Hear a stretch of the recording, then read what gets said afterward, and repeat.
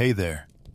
Tonight, you're not a warrior, not a conqueror, not even a name worth writing down. You're just one of the many. A quiet figure somewhere behind the horses, the fires, and the banners.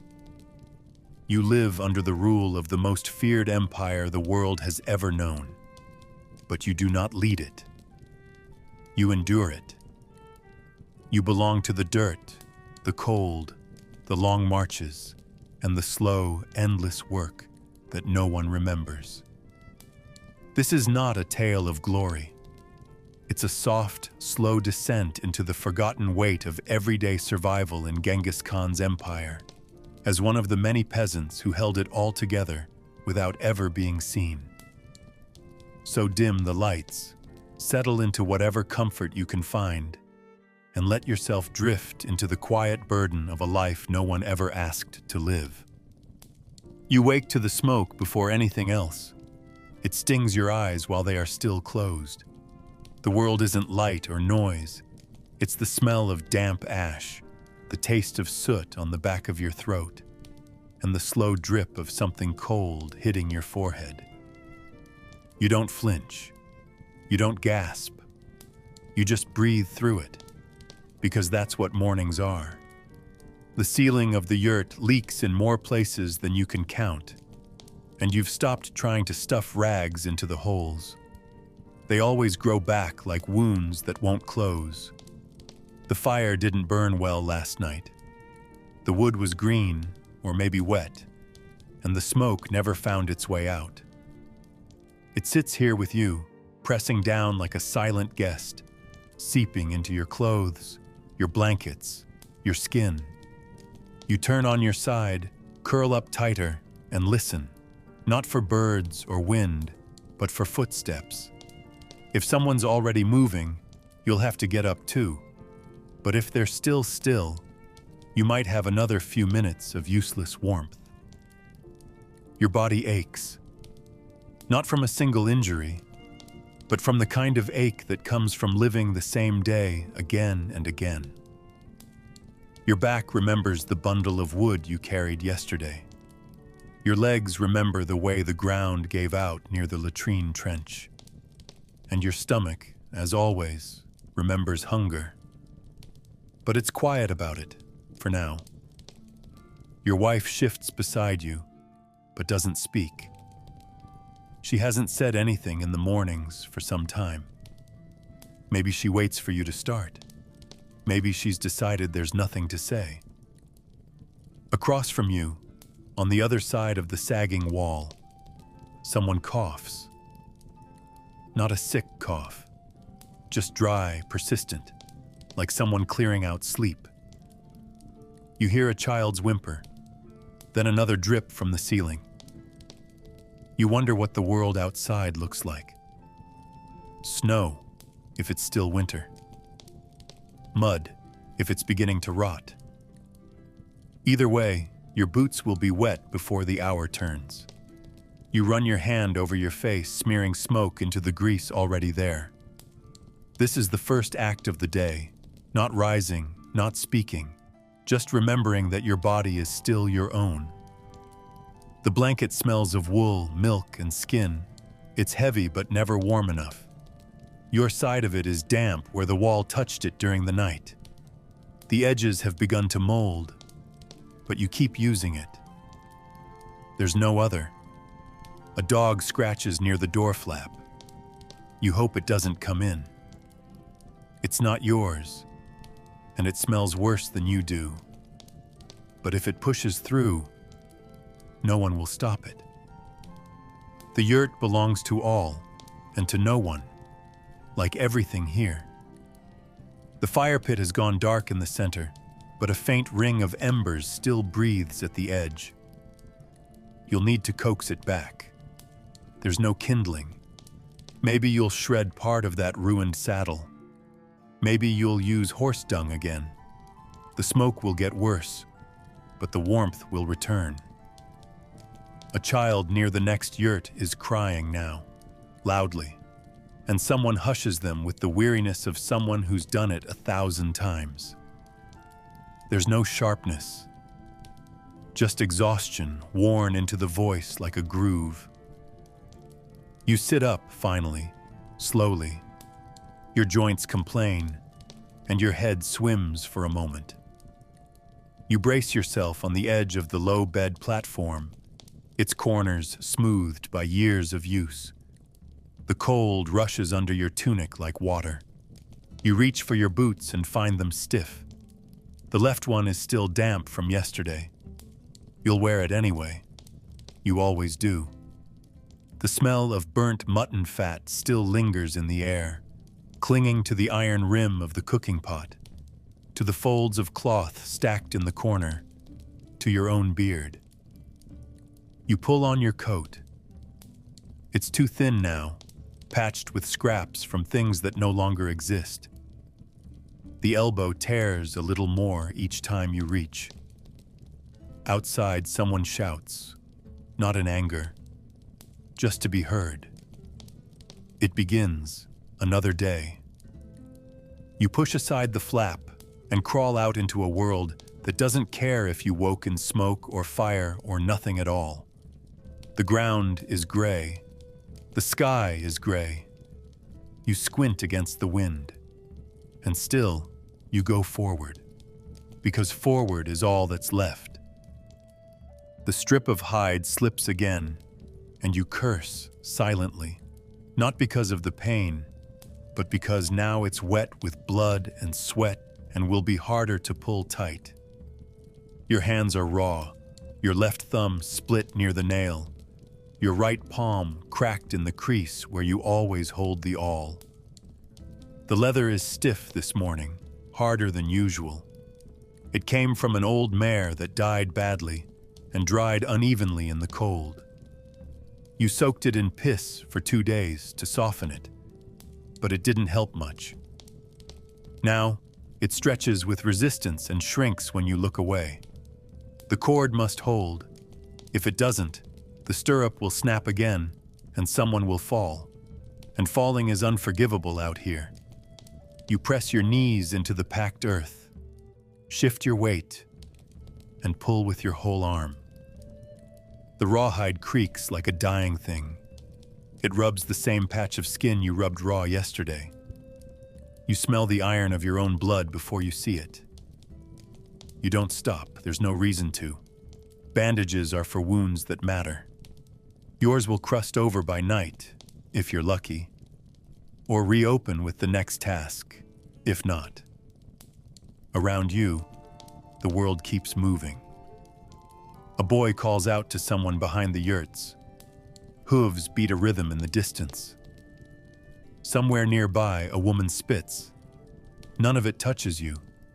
You're bent over your piece of leather and bone, threading it with an animal tendon so dry it splinters. The needle broke last week, so you use a sliver of horn, filed to a point. It slips in your fingers now, slick with blood and grease, but you know the pattern by feel. Over, under, twist. Over, under, twist. Each motion familiar, each motion slightly wrong, because your fingers don't bend the way they used to. You feel the old fractures. One from when a wagon wheel rolled. One from a fight you didn't start. One from cold alone. Still, you keep going, because that's what the day is. The sun moves, though you don't look at it. The hide begins to dry while you work, shrinking beneath your hands like it's trying to escape. You rub it with tallow to slow it down. The tallow was meant for lamps, but someone said the horses could wait, and no one argued. That's how things work here. What needs doing wins, and nothing else counts. The smell of the fat rises up with the smell of your fingers, both rank and bitter. A fly lands on your wrist. You don't swat it. You're too tired to pretend you're clean. Beside you, the tools lie in the dust. Dull blade, crooked awl, rusted clamp. You'll use all of them again before night. The children know not to touch them. Last time one tried, he He sliced his thumb to the bone, and his mother beat him for wasting cloth. He doesn't come near you now. He just watches from across the enclosure, eyes wide, fingers twitching like he still wants to learn. You don't call him closer. There's nothing worth teaching. By the time the binding is done, your hands are shaking. You don't notice until you try to lift the piece and it slips. You grit your teeth. You pick it up again. The stitching's uneven, but it will hold. That's enough. You stretch your back, feel the spine pop, and taste bile. Your mouth's been dry all day. You reach for the water skin, only to find it empty. Someone drank the rest. You don't ask who. The pot near the fire hasn't been boiled yet. And even if it had, the taste of ashes and iron never leaves. You wipe your hands on your tunic, leaving dark smears where red meets brown. The cuts are shallow, but many. You count 7 without trying. Tomorrow, there'll be more. You flex your fingers slowly, one joint at a time, feeling which ones will swell and which might stiffen for good. You wonder, not for the first time, what happens when your hands stop working. When no one asks you to fix the harness, or the boot, or the torn strap that keeps the load from spilling. You won't be missed. You'll just be still. But for now, your hands still bleed. And that means you still work. The stream is only a short walk from the yurts. You could reach it in 5 minutes if you didn't have to carry the skins. But the weight changes things. 2 empty bladders seem light until you return with them sloshing against your ribs, cutting into your shoulders with wet rope. You make the trip twice a day, sometimes 3. The path is always muddy, always uneven. Hooves trample it, wheels score it, feet sink into it until it remembers the shape of you. The stream itself isn't wide, just a ribbon of brownish water threading through reeds and stone, choked with sediment and silence. It doesn't move quickly, not anymore. Too many camps upstream, too many animals dragging their bellies through it, fouling it with every step. Sometimes you see a film on the surface, oily and gray. Other times there's a smell that doesn't belong to anything you can name. But you dip your jug anyway, because the body doesn't argue with thirst. You squat by the edge, careful not to let your feet sink in. The banks are soft and greedy. They've claimed more than one boot this season. You've seen the prints of others here. Men, children, even a dog with a crooked leg. You don't look too far downstream. That's where the waste drifts, collecting in silent corners. Once you saw a hand there. Just the fingers, curled and pale, stuck between 2 rocks. No one spoke of it after. You told no one. Not because you were afraid, but because what would they do? The water kept flowing. So did life. You learned to draw from the shallows, to avoid the darker spots, to let the debris settle before pouring it out. You tell yourself that helps. You tell yourself the taste isn't as bad as it was last month. You tell yourself the burning in your stomach isn't from this. But you don't believe it. You carry the filled skins back one at a time now. Your left shoulder gave out last week when you slipped in the mud. No one helped you up. They watched, then turned back to their chores. That's not cruelty. It's efficiency. You were breathing. You could stand. So you stood. The walk back feels longer with each step. The weight shifts, pulling your balance, making your spine ache with every stride. By the time you reach the camp, your hands are stiff, your feet coated in drying sludge, and your chest tight with the familiar anger you have no place to put. No one thanks you. The water gets poured into the communal pot. where it will be boiled, filtered, or left as is, depending on who touches it first. Some say the smoke from the fire helps. Some say adding salt does more. But all of you drink it anyway, because the body forgets caution faster than it forgets thirst. You've seen what it does when the water turns against someone. Loose bowels, sunken eyes, skin that goes gray before it dries out completely. The worst is the silence, when someone stops crying and just lies there, leaking, waiting. You've watched a child shrink in a matter of days. You've seen a strong man crawl toward the edge of the camp because he didn't want to foul the bedding. You've buried people with mouths still wet from the last sip. And yet, every morning, you go back because there's no well, no barrel, no miracle. Just that slow, shallow stream that tastes like iron and rot. You drink it, and it drinks something from you in return. Maybe your memory, maybe your strength, maybe nothing at all, but you feel it. And when the skin runs dry again, and someone lifts it in your direction without asking, you take it without complaint, because it's not far, but it's never clean. You hear the snort before you see her, low, wet, impatient. She knows you're coming. She always does.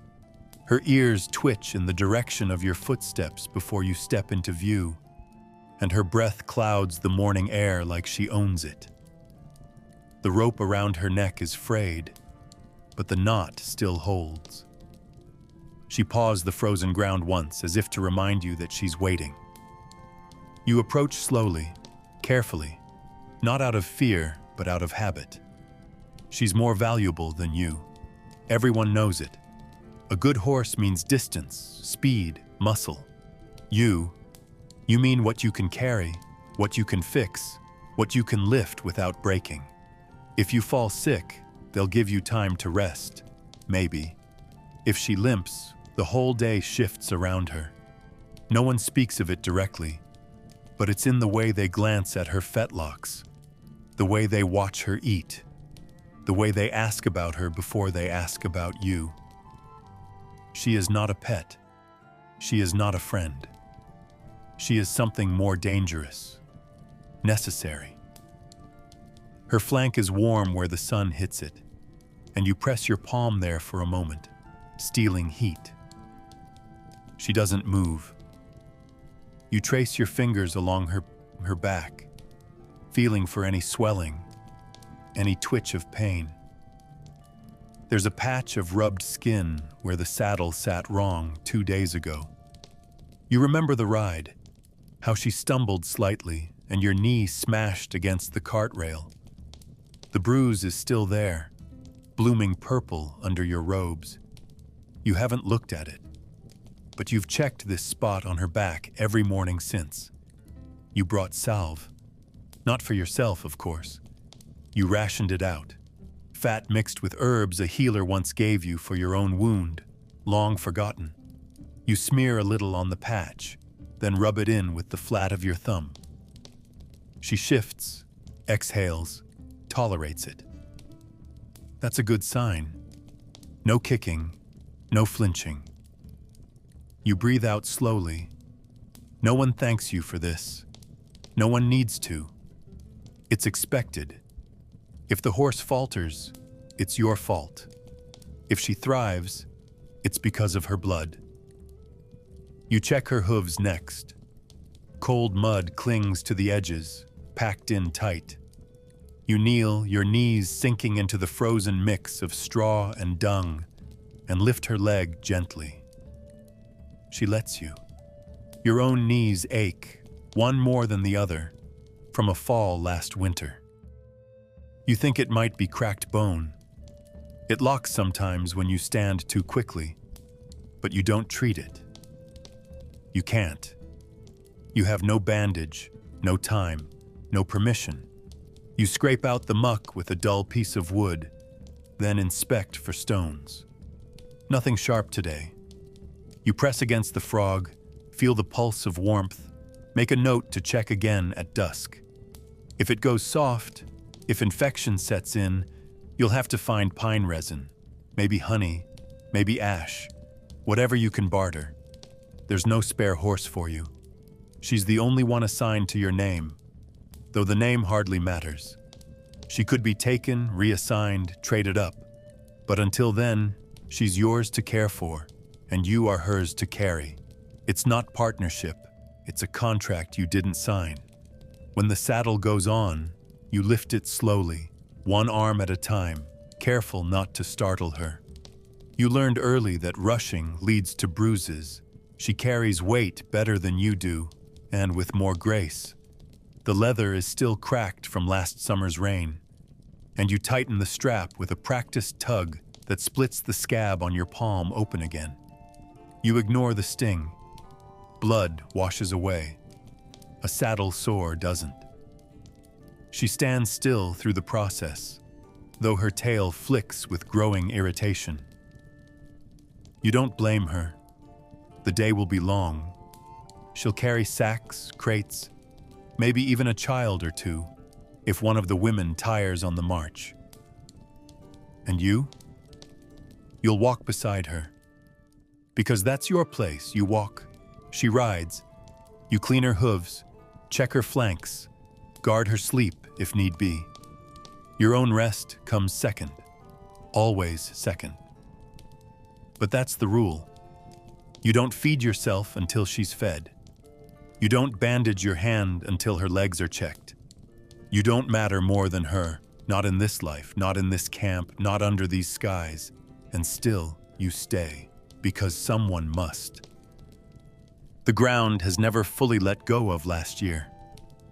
Even now, when the snow packs hard around your boots and the morning frost makes your fingers slow to close, something from the last winter still rises up through the dirt like it refuses to be buried. The first time you saw it, you thought it was a stone, just a pale curve jutting from the edge of the camp near the livestock pen, where the wind strips away the topsoil each night. But stones don't have sockets, don't show splintered cracks like old firewood. It was a piece of someone, maybe from the old camp, maybe from one of the skirmishes they don't talk about. No one claimed it. No one touched it. You just walked past it, again and again, until it became part of the landscape. Now the animals step around it, and the children pretend not to see. You never asked who it was. You never will. The earth here doesn't give anything back easily. You've tried to dig in it, once when a goat died suddenly, and you were told to bury it before it bloated. The spade bent against the frozen crust. The ground buckled and flaked, but never yielded.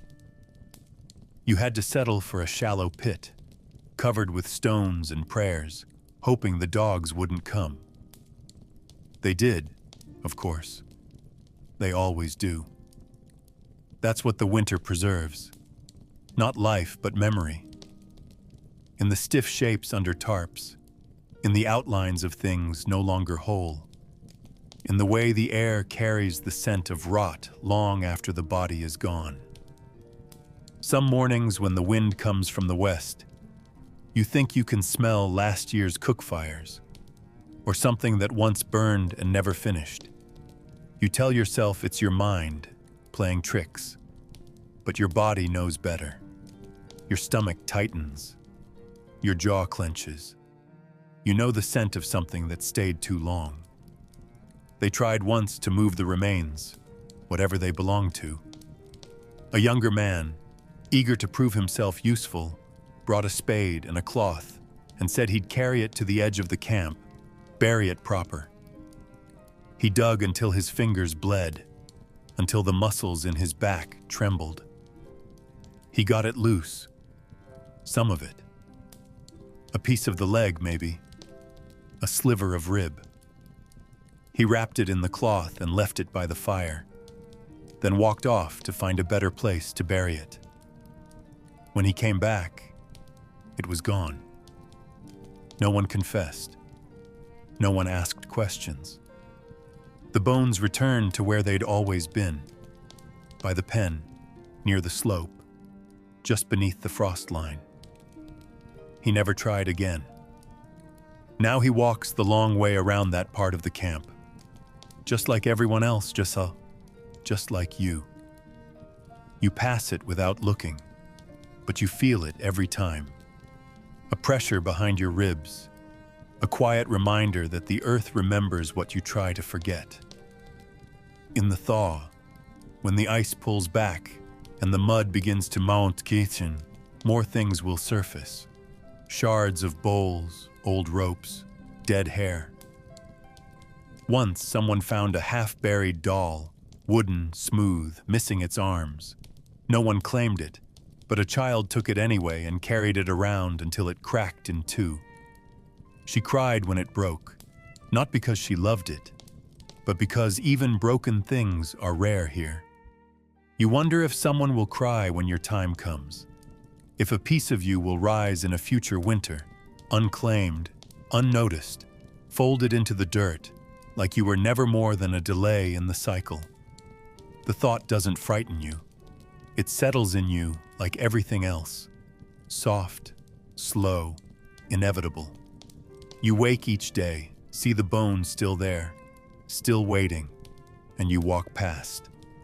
Not out of cruelty, not out of fear, but because there's nothing else to do, the winter keeps what it wants. And you keep walking. The fire in the center doesn't belong to anyone. Not really. It was lit by someone's hands. Maybe yours once, maybe another's. But now it just exists, burning low in the belly of the yurt, like an indifferent god. People come and go around it, never asking, never offering, just taking. There's no boundary, no rule spoken aloud, but everyone knows where they're allowed to sit, and you've learned your place at the edge. Close enough to feel a whisper of warmth on your shins, but not so close as to draw a glare. The oldest sit nearest, backs hunched, knees to their chests. They don't speak. They don't need to. The space around them bends in deference.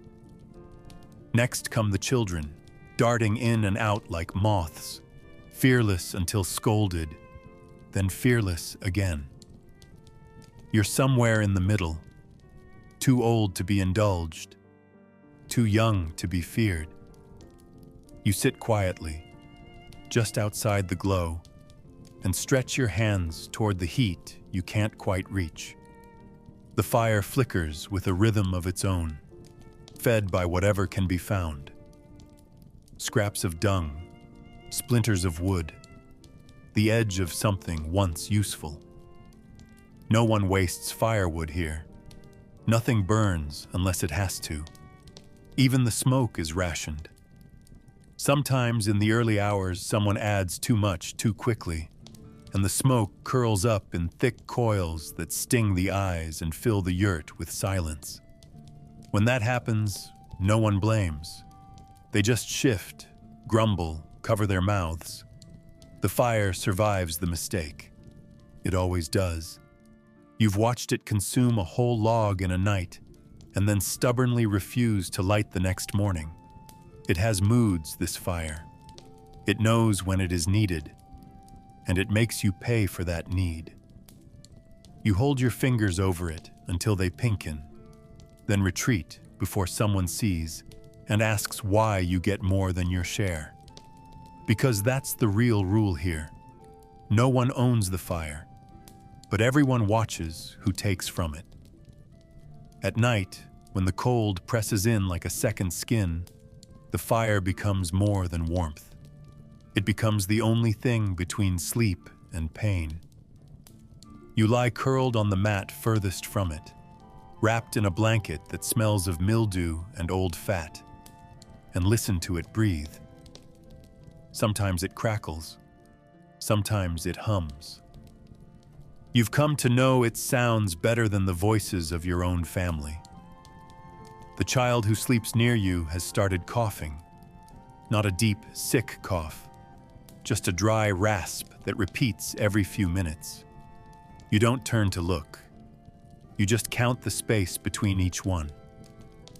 The fire doesn't care. It burns the same whether someone is well or not. It gives what it gives, takes what it takes. In the morning, when you sit up with a stiff back and swollen fingers, you'll glance at the coals and wonder if it even remembers you were here. It won't.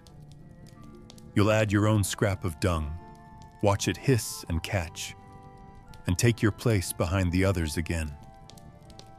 There's always one who tries to take more. A man who leans in too far, spreads his arms wide as if to absorb more than his share. Or a woman who moves her child closer, inch by inch, until the smoke curls around their heads and makes others back away. No one speaks. No one stops them. But the resentment hangs thick, like soot on cloth. You feel it in the way people avoid eye contact. In the extra seconds someone hesitates before handing over the ladle or the pot. The fire makes you selfish. You don't mean it to. But when the cold sinks into your joints, you forget manners. You forget kindness. You remember only the pull of heat and the way your body leans forward even when your mind tells you not to. You've caught yourself doing it, scooting closer, just a little, thinking no one would notice. They did. They always do, so you pull back, say nothing, and let the cold remind you where you stand.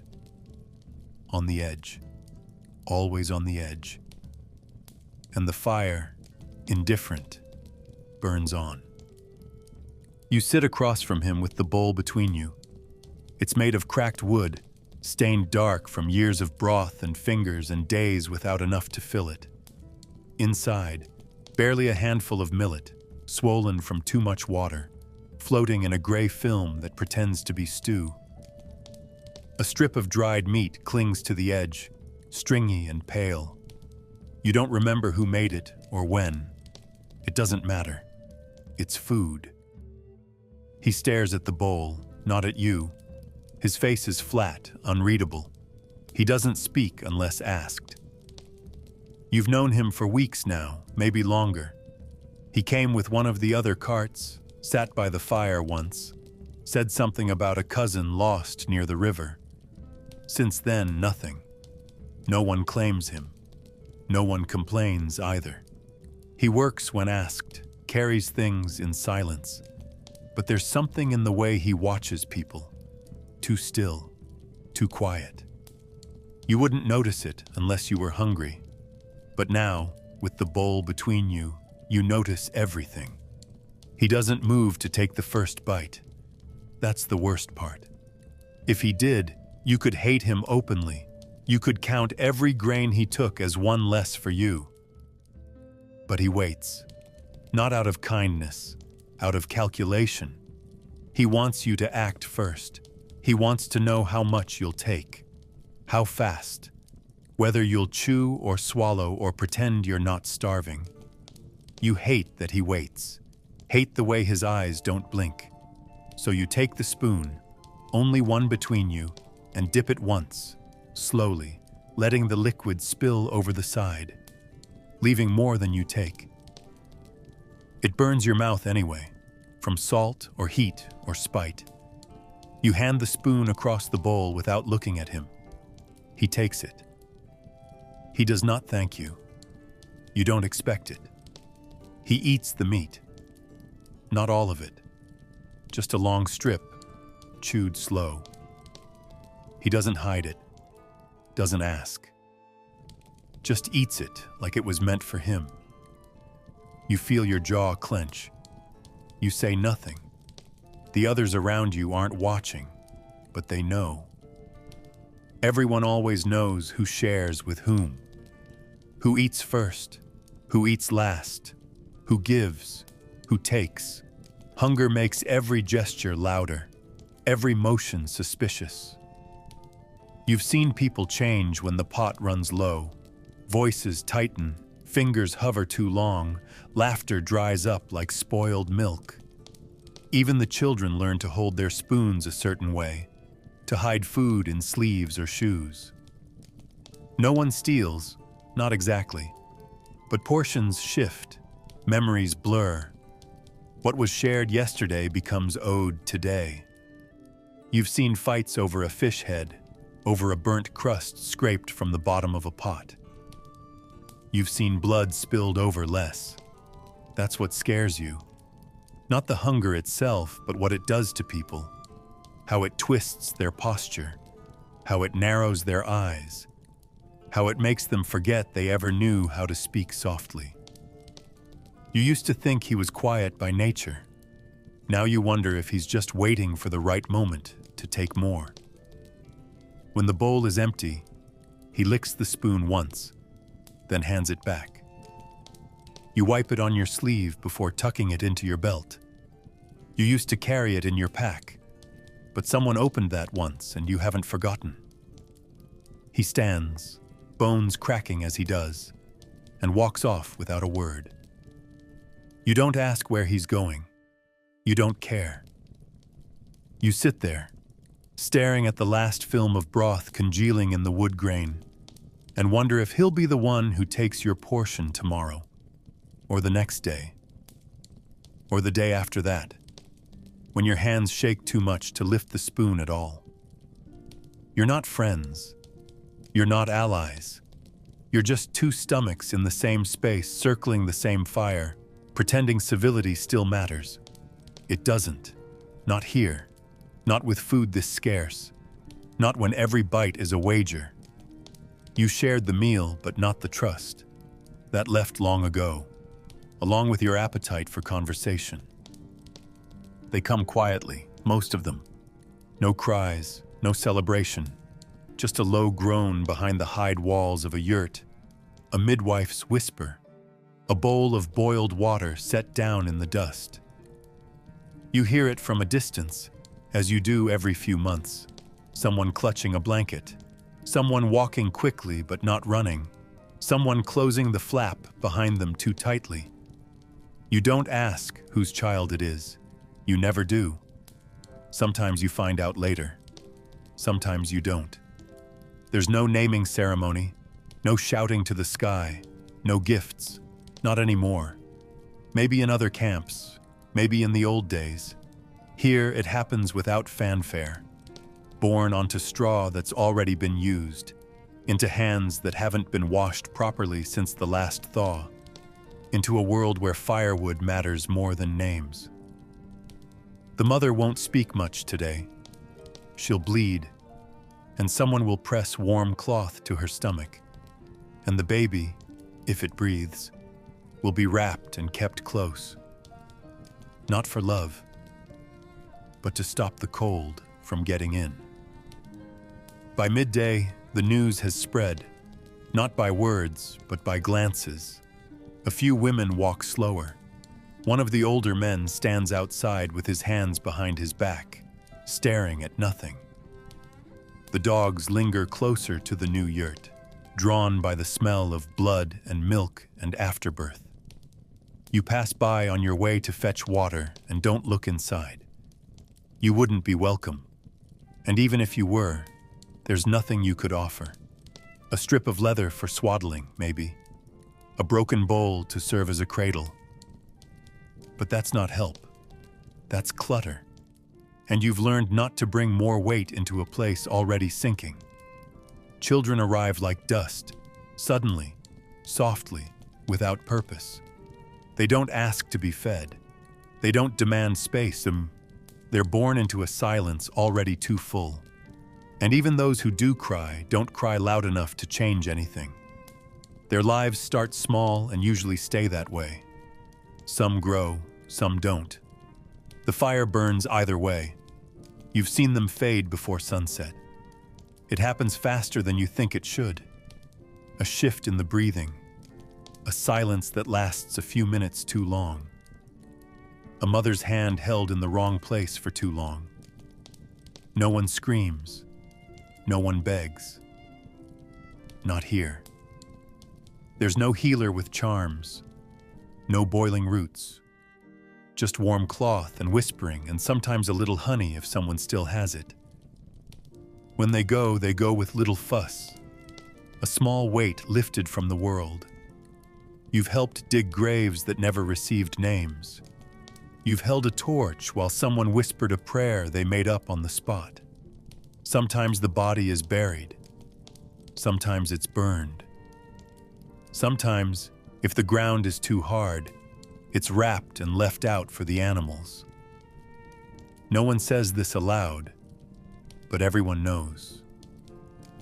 You've walked past those rocks. You've seen the scavengers pick and scatter. There's no shame in it. Not here. Not anymore. Life is heavy, death is light, and there is no room for both. Later, someone might mention the child. A nod. A few words. It was small. It didn't eat. The mother's strong. She'll have another. You nod along, say nothing. You don't speak the names of children born in winter.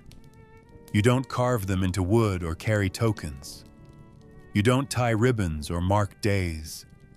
You just remember the way the air smelled when the flap opened, the way someone carried a cloth too carefully for it to be anything else, the way the yurt stayed quiet for too long. Dust blows in under the walls as you lie down that night.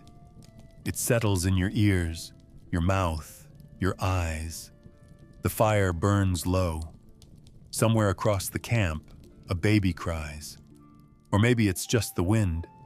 You don't get up to check. You don't ask who it is. Tomorrow, there may be one fewer voice, or maybe one more. Either way, the ground doesn't care. The dust receives them all the same. You notice them less by their presence and more by the change in sound. At first, there's coughing, sharp, insistent, always at the wrong times. Then the groans start, low and rhythmic, rising just enough to remind you they're still there. But that never lasts. The body runs out of noise long before it runs out of pain. Eventually, all that's left is silence. Not sleep, not rest. Just a hollow stillness that wraps around them like fog. You don't go near when that silence starts. No one does. The sick become invisible in stages. First, they stop standing. Then, they stop speaking. Then, even their breathing fades. And when it finally stops, it's not met with a cry or a prayer, just a few glances. Maybe someone pulls the blanket up. Maybe someone doesn't. You never ask who they were. You never ask what they had. You just count the new gap on the sleeping mats and shift your body away from where they used to lie. They lie flat for days sometimes, staring upward or not at all. The children stop approaching them. The dogs grow curious. You know the signs. You've seen them a dozen times. There's a certain weight to their skin, a slackness in the face, a smell that arrives before death does. No one talks about medicine. No one brings herbs or powders. If someone has a cure, they keep it for their own. That's not cruelty. That's survival. The sick don't ask for help either. They know better. Once you lie down for more than a day, people stop speaking to you. You become part of the background, like a broken yoke or a worn boot. You're not ignored out of meanness. You're ignored because attention is too expensive. If someone gave you their strength, they'd have less for themselves, and there's never enough to begin with. So you lie there, growing quieter with each breath, until even your silence is forgotten. Sometimes a family member will sit nearby, for show more than comfort. They'll dip cloth in lukewarm water, press it to the lips, mumble soft things to sound like hope. but their eyes don't match their voice. They're already measuring days, already thinking about blankets and rations and who will take which bowl when the space opens. You've done it yourself. You won't deny it. When someone near you falls ill, you pretend not to notice. You move your things a little farther away. You wash your hands more often, if water allows. You avoid their breath, their eyes, their name, especially their name. Because once the name is spoken out loud, the silence has a target, and it's harder to ignore. So you stay quiet. Everyone stays quiet. And the sick sink slowly, not into screams or struggle, but into that terrible hush where even the flies lose interest. One morning, they're simply gone. Sometimes they're carried out before the sun rises, bundled in worn cloth, limbs tied with frayed rope to keep from swinging. Other times, they die in the middle of the day, and the body is left until someone decides what to do with it. You never see who takes them. You never ask where. The yurt is swept, the bedding turned, the mat reused or burned. Life moves back into the space like water over a stone. You think of them once or twice, maybe, in the weeks that follow. A face you remember not quite clearly. A sound they used to make. But even that fades. There are too many others, too many tasks, too many aches in your own limbs to carry anyone else's pain. The sick don't scream anymore. That's what you remember most. Not their names, not their faces, just the way their absence arrives without sound, like a breath held too long, and then released into nothing. The pile sits in front of you like a silent accusation, broken shafts, warped fletching, arrowheads chipped or bent from last week's skirmish. They were dumped near your mat before the sun rose, and no one told you what to do. They didn't need to. You've been doing this long enough. The army never stops moving, and even when it pauses, it demands. You're not a soldier. You've never held a bow with confidence, never trained in the wind with the others, never shouted the chants that echo across the open steppe. But you mend what they break. That's what matters. You used to fix carts, used to shape fence posts from green wood, dig holes deep and wide enough to keep the goats from escaping. That work mattered once. Now, no one cares if the animals stray. No one asks if the pasture is torn. They ask if the shafts are straight, if the glue will hold, if the next volley won't snap mid-flight. Even in peace, the war keeps you busy. You work with tools that were meant for something else. A knife dulled by bark and bone.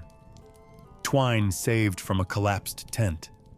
Feathers gathered from a butchered goose, still sticky with blood. You have no proper bench, no resin pot, no set of clamps like the Fletchers in the larger camps. But the soldiers don't care about polish. They want function. They want speed. You strip the ruined fletching from one shaft, scrape away splinters, and bind fresh feathers with shaking fingers, one after another, without pause. Your back starts to ache within the hour. You shift positions, but there's no comfort. The cold has settled into your knuckles again, and every twist feels like a small betrayal of bone. A child watches you work. He doesn't speak, just stares at your hands, following the movements like they might matter. Maybe they do. Maybe this is the only thing that separates you from the others. The fact that you can still make yourself useful. Around you, the camp stirs with its usual rhythm. Horses being fed, boots being mended, voices low and tired. But no one mends fences. No one patches walls or reinforces the goat pens. Those tasks are for people with permanence, with roots. Here, everything is mobile, disposable, replaceable.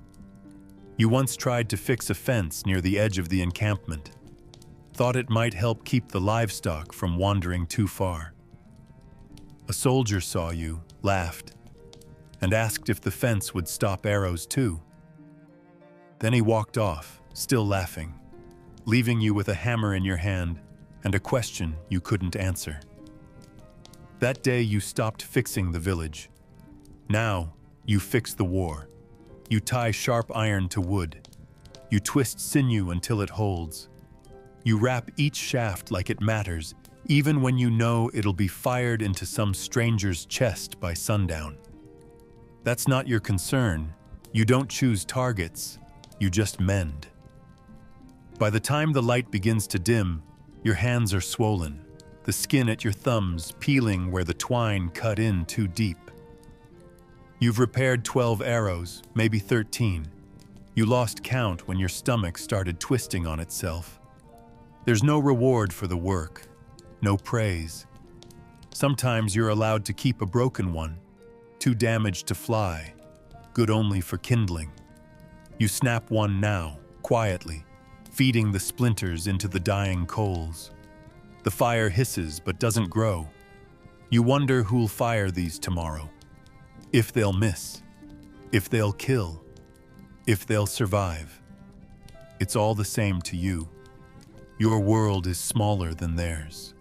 No glory, no blood, no marching songs, just fingers stained with glue, a lap full of feathers, and a pile of wood that never seems to shrink. You mend arrows, not fences, because fences don't matter anymore. Only direction, only velocity, only impact. You almost told a story once.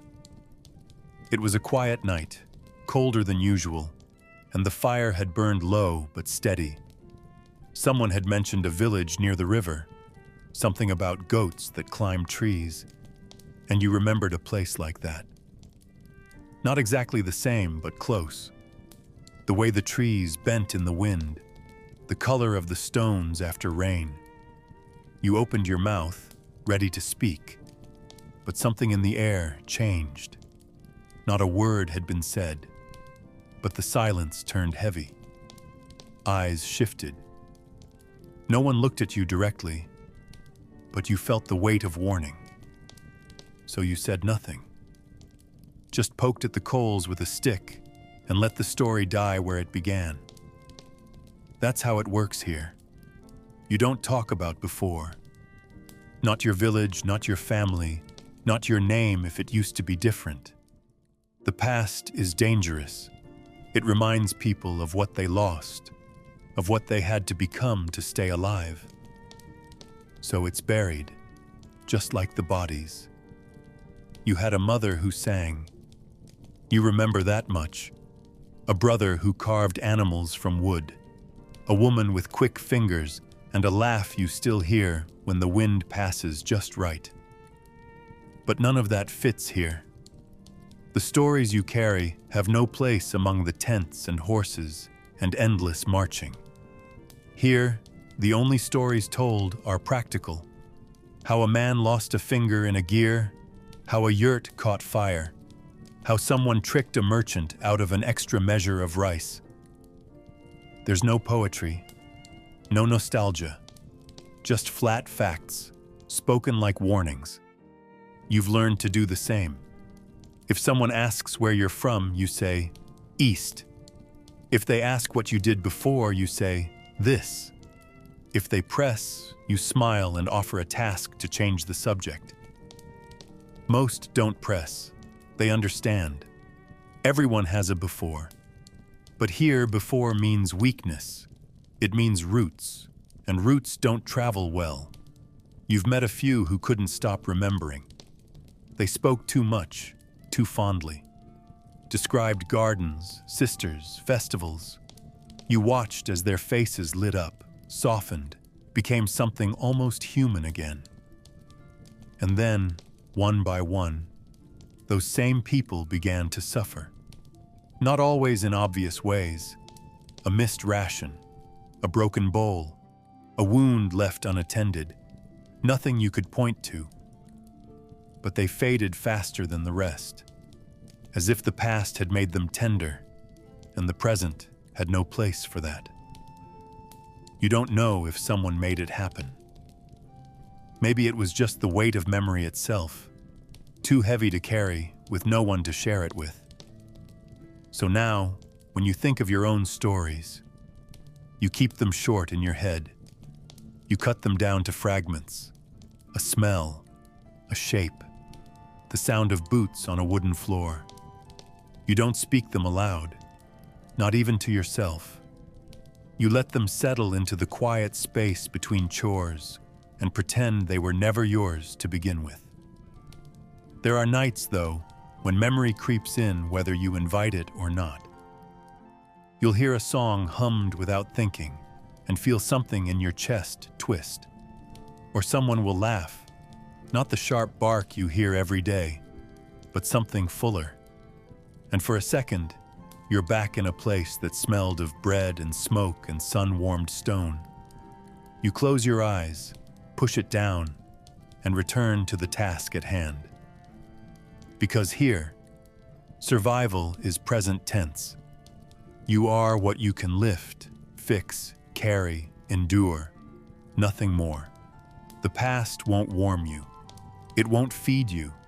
It won't protect you from the wind that cuts through even the thickest hides. So you don't tell stories. Not really. You nod. You listen. You make the right sounds at the right moments. But inside you stay quiet. The past is yours, and yours alone. And in a place like this, that's the safest way for it to stay. The yurt traps everything: heat, breath, sound, and especially smell. It clings to the wool walls, soaks into the mats, curls beneath your clothes like a second skin. The fat burns low in the center pan, a lump of something cut days ago, bubbling into a grease that will coat the inside of your mouth and your lungs alike. It's not rancid, not yet, but it's close. The scent is thick, familiar, a blanket of survival. Around it hovers the staleness of sweat that's never fully washed away, layered from too many bodies pressed too close for too long. Behind you, someone spilled milk this morning, goats probably, and it soaked into the edge of a fur mat. Now it sours slowly in the corner, its sharpness cutting through the heavier odors, reminding everyone that even life's simplest gifts go bad if left unattended. You've stopped noticing these smells most days, but sometimes, when the fire is low or the door flap stirs, they hit you fresh. And you remember where you are. The fear doesn't smell like anything you can name, but it's there. Thicker than the smoke, heavier than the breath of animals outside. It hides in the space between words, in the way people glance at the entrance, waiting.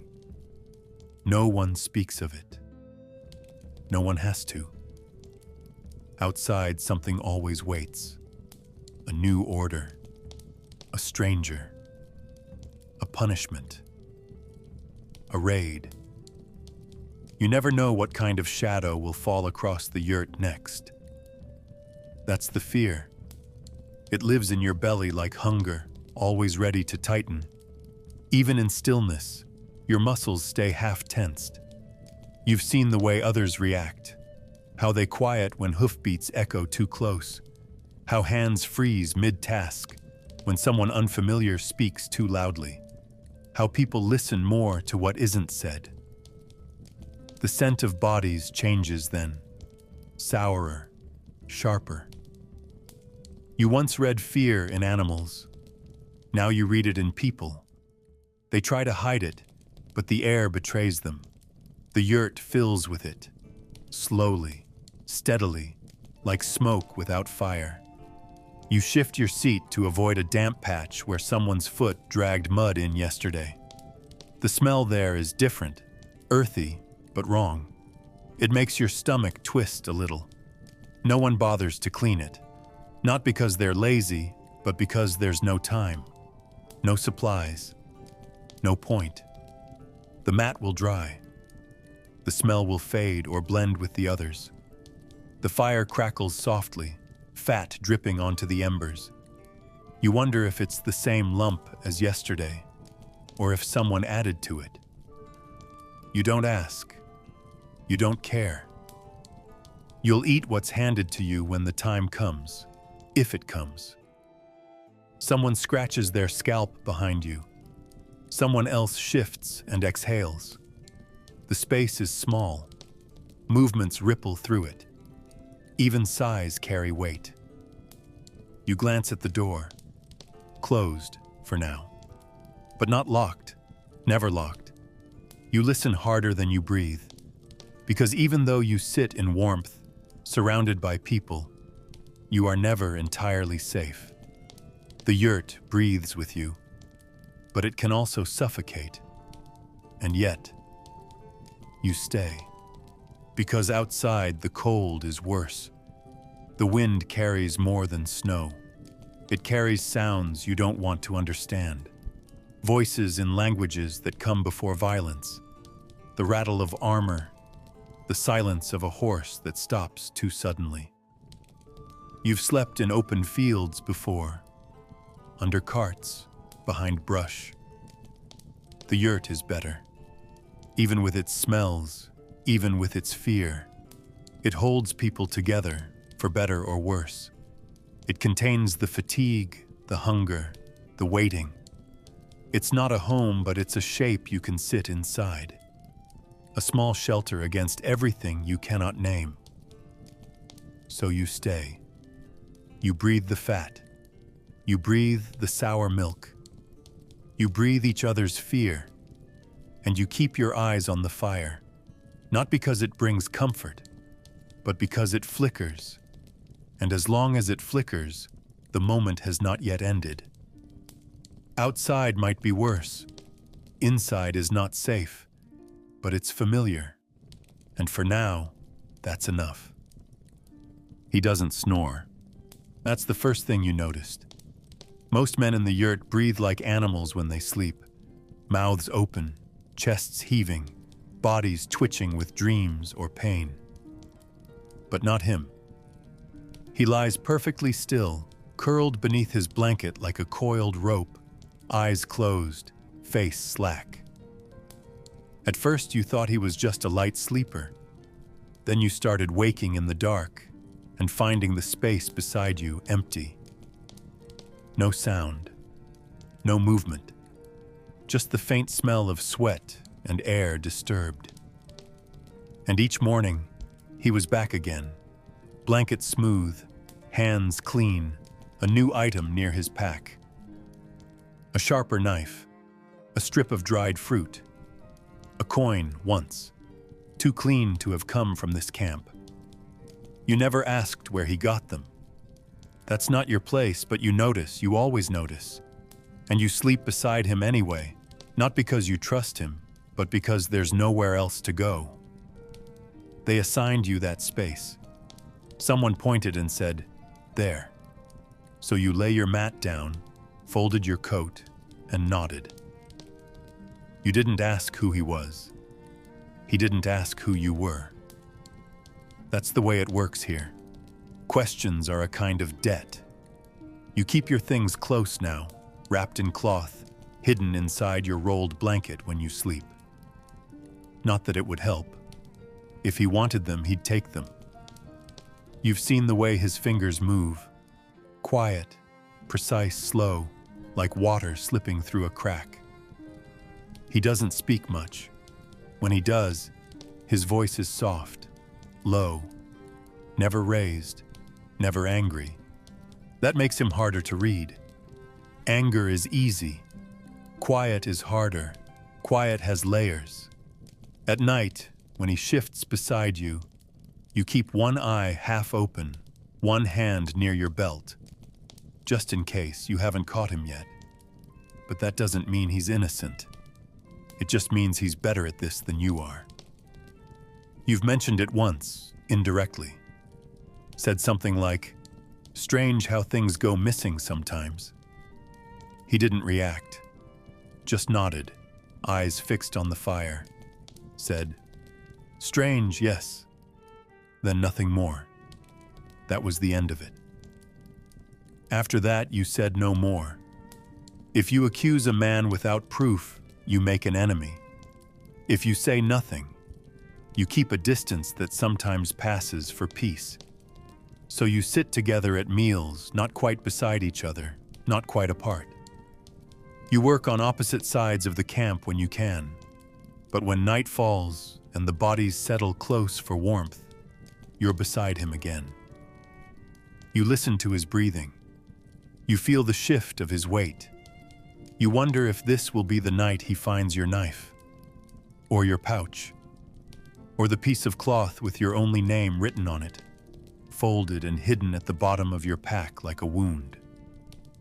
You tell yourself it's just a precaution, but it still keeps you awake. And yet, you sleep. You have to. You can't stand guard every night. No one can. Your body gives in eventually, no matter how tight your fists or how alert your ears. When sleep takes you, it comes fast, deep, unforgiving. You dream of footsteps you can't follow, of hands in the dark, of voices whispering names you forgot. You wake sore and cold and still tired. He's already up, sipping broth, rubbing his hands together by the fire. He glances at you, offers a nod, nothing more. You check your things. Everything seems in place, but you can't be sure. Something small could be missing. A strap, a bit of thread, a feeling. You tell yourself it doesn't matter. You're still alive, still breathing, still here. That's enough. You sleep beside a man who might rob you, but you wake up, and for now, that's more than some can say. She used to speak. Not much, and never loudly, but enough for you to know she was still there, still trying. Little things, questions about the goat, a comment on the weather, a murmur about how the stew had changed. You remember the shape of her voice, even if you've forgotten some of the words. It had a weight to it, soft but steady, like someone holding a bowl with both hands. But that was before the days stretched so thin they lost their ends. Before her brother vanished from the work group and no one brought his boots back. Before the third miscarriage, which you buried without a name, under stones that froze too quickly to move. She started speaking less after that. At first you noticed, then you told yourself it was just exhaustion. But the silence grew roots. It wrapped itself around her throat, not in anger or grief, but with quiet understanding. She doesn't talk anymore, because she knows the air doesn't listen. In the mornings, she rises without a sound, wraps her shawl, feeds the fire, wipes the pot with a cloth that never fully dries. You watch her from across the yurt, waiting for a glance, a hum, any sign that her thoughts are still turning.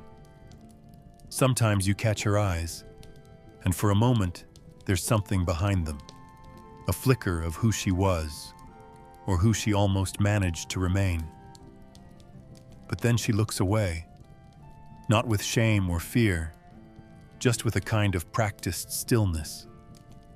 She answers with gestures now, a nod, a raised eyebrow, the soft clink of a bowl placed beside yours.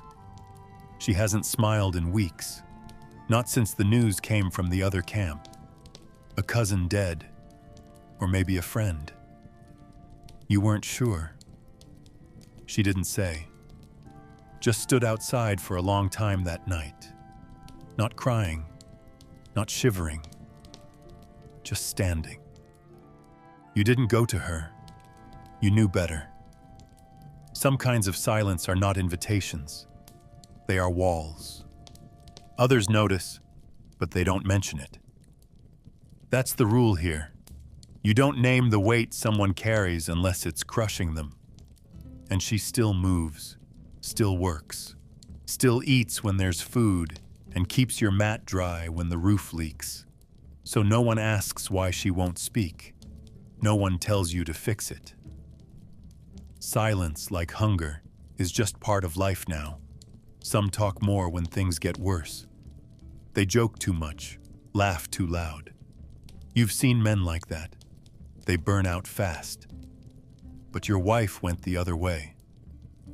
She folded inward, pressed herself into a smaller space, took up less sound, less air, not out of weakness, but out of precision, like someone rationing words the same way they ration grain. Because here, everything you give away leaves you with less. You still talk to her sometimes, quietly. You tell her what the boy said about the weather, what you saw near the carts, what someone traded for a strip of dried root. She listens. You think she listens. She never answers. At night, when the fire dies and the wind begins to press against the walls, you sometimes reach for her hand. Her fingers are cold, but they close around yours just enough to let you know she's still inside there, somewhere. She breathes steadily, eyes open in the dark, face turned toward nothing. You used to tell her stories, back when you both believed in stories. You stopped long before she did. Now you sit beside her in the dim light, sharing silence like a meal. You want to ask if she remembers certain things. The taste of plum, the sound of rivers, the way her mother's hands moved when she kneaded dough. But you don't. Because you know the answer. And because some things, once named, can't be put away again. So you lie down, back to back, two quiet bodies wrapped in the same blanket. She says nothing. Not because she's broken, but because nothing she could say would matter. And in this place where even breath is a kind of burden, silence might be the only language left worth speaking. The path between the yurts turns to mud the moment the frost gives way. Not water, not slush. Mud. Deep, clinging, relentless. It sucks at your boots, swallows your steps, holds the shape of your weight long after you've passed. There's a place near the ox cart where the ground never quite dries. You know it. Everyone does. But sometimes you forget. Just for a moment. Just enough to misjudge the softness. To shift your balance wrong. That morning, your arms were full. Wood. Or maybe dung. Or maybe just a sack of something someone else needed more than you. You don't remember what it was. Only the fall. The sound of it. The thud of your knees. The crack in your wrist, the wet slap of your side hitting the earth. Then stillness.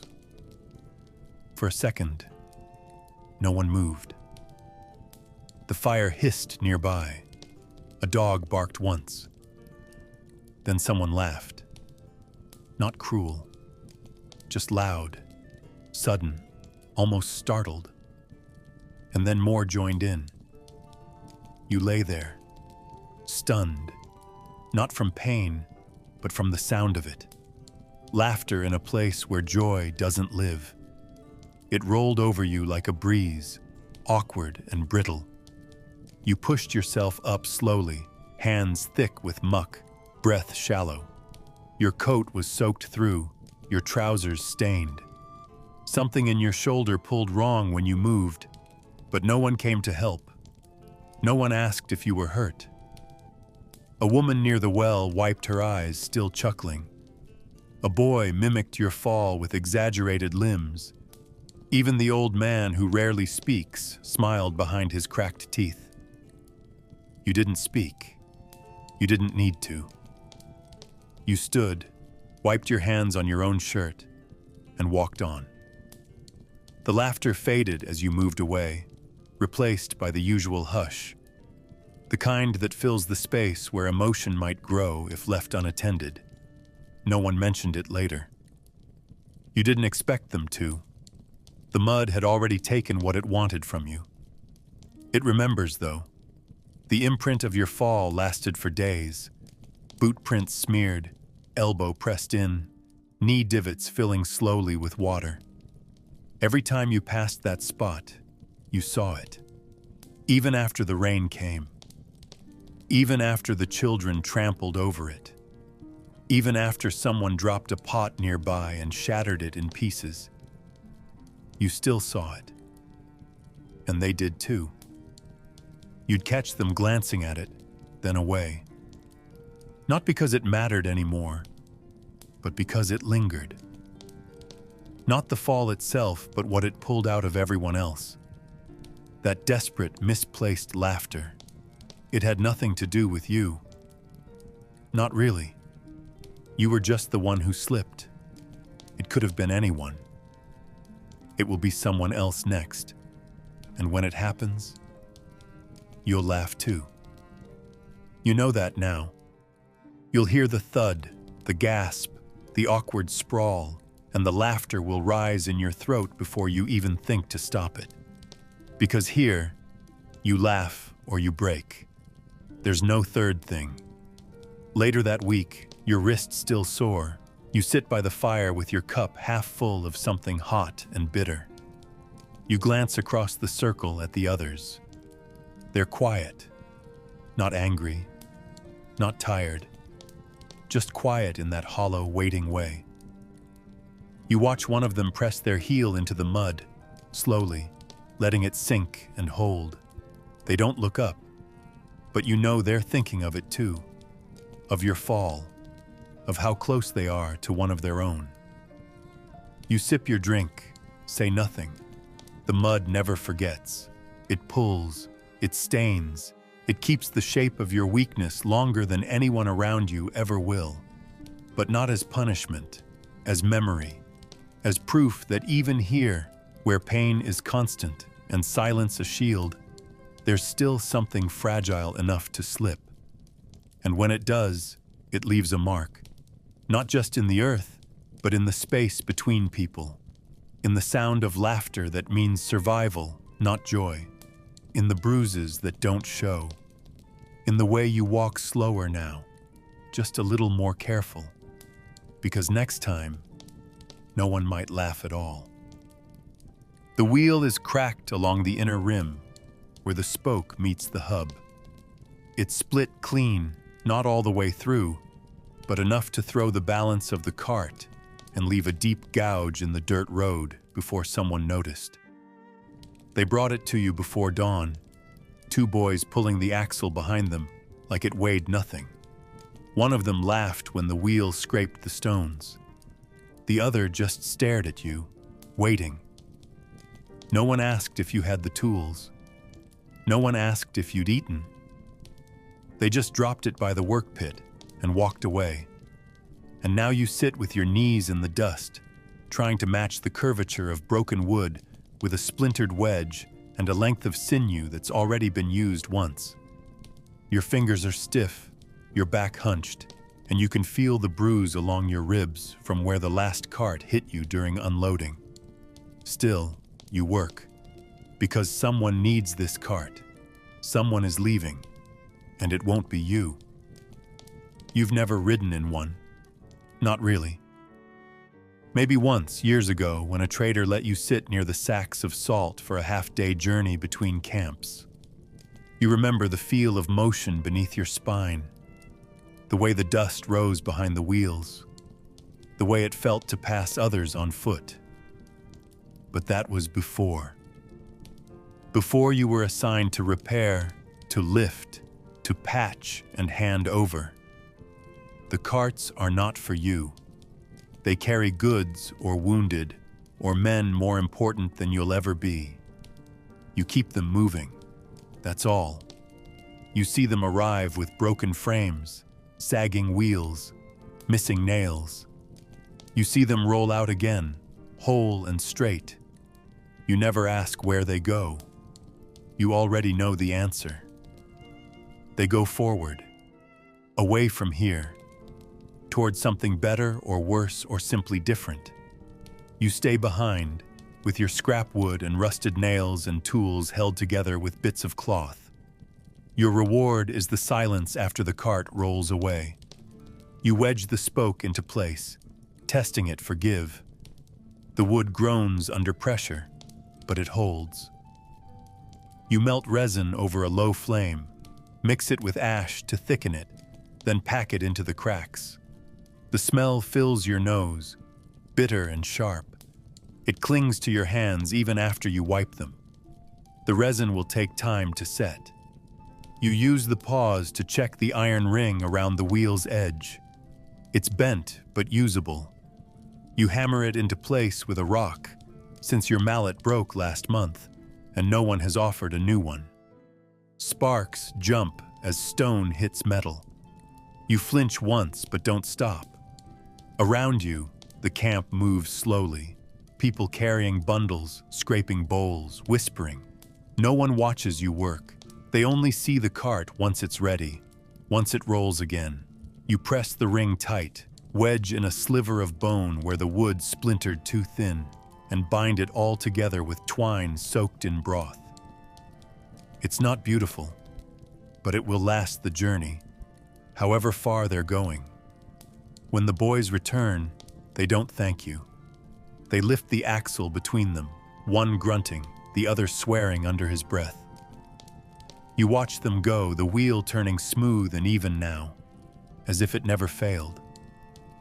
You wipe your hands on your tunic, leaving streaks of ash and resin, then sit back against the fence and stretch your legs. The sun has risen higher than you thought. Your stomach growls. No one brings you food. No one brings water. But you've done your part. The cart will reach its destination. Someone will ride it into a place you'll never see, past the hills, past the rivers, past the line where names still matter. You'll stay here, waiting for the next break, the next crack, the next reminder that you are useful but not included. You fix the wheels. You do not ride, and that is enough to keep you alive, but never enough to carry you anywhere else. He doesn't knock. No one ever does here, but with him it feels different. He walks in like the yurt belongs to him, like everything inside it already bears his mark. His boots are clean in the way that tells you someone else brushed them. His belt has iron on it, not for show, but because it can hold weight. His voice, when he speaks, is low, measured, and uninterested.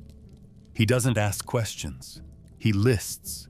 He points. He touches your things like they're already his, and by the time he leaves, they are. You don't protest. Not out of fear exactly, though that's part of it, but because it wouldn't change anything. You've seen what happens to those who argue.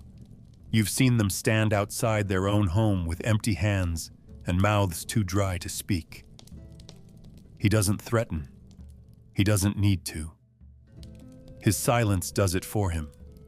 That, and the weight of the seal around his neck. Not wax, bone. He takes grain first. Always grain. Even if it's rotting.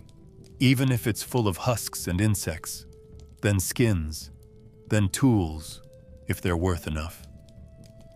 Once he took a knife from your wife's bundle. The one her brother carved.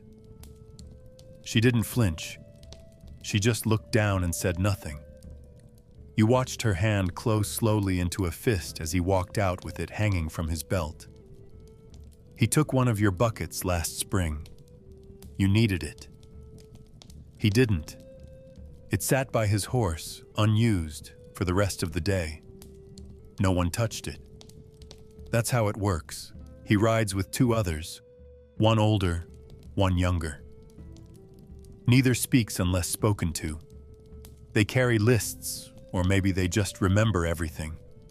You're not sure which would be worse. The older one touches the animals, lifts tails, checks hooves, counts breath. You've learned not to look during that part. It feels like something more than inspection, like judgment. When they're done, there's no tally, no explanation. They just leave. You don't know what they wrote. You don't know what they'll tell the next camp, or what you'll be blamed for next season. Sometimes they return with questions about something missing. Sometimes they don't return at all. You never hope either way. You just endure the visit. Clean up after. Sweep the ground where he stood. Repack what's left.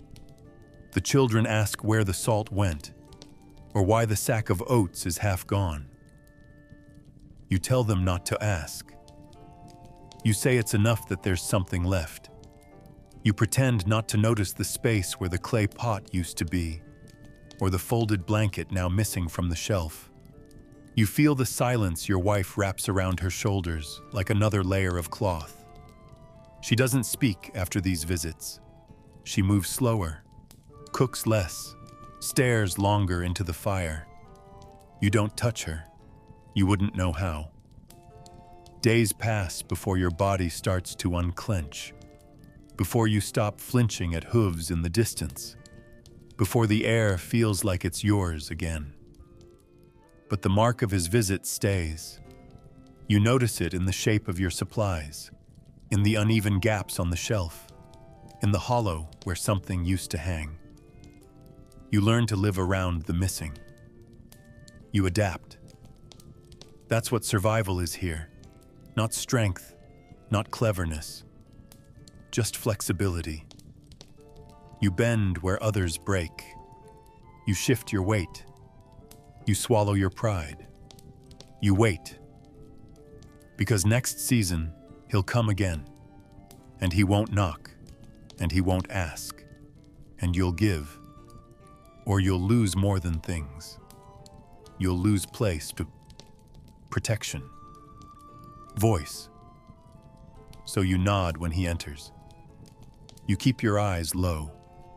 And when he leaves, you breathe shallow and say nothing. Because you're still here, still standing. And in a world like this, that's the only thing they haven't taken. Not yet. They call him Black Ear. No one knows if it's from an old wound or just the way his fur turned, but the name stuck. You didn't give it to him. You don't give names to things that take from you.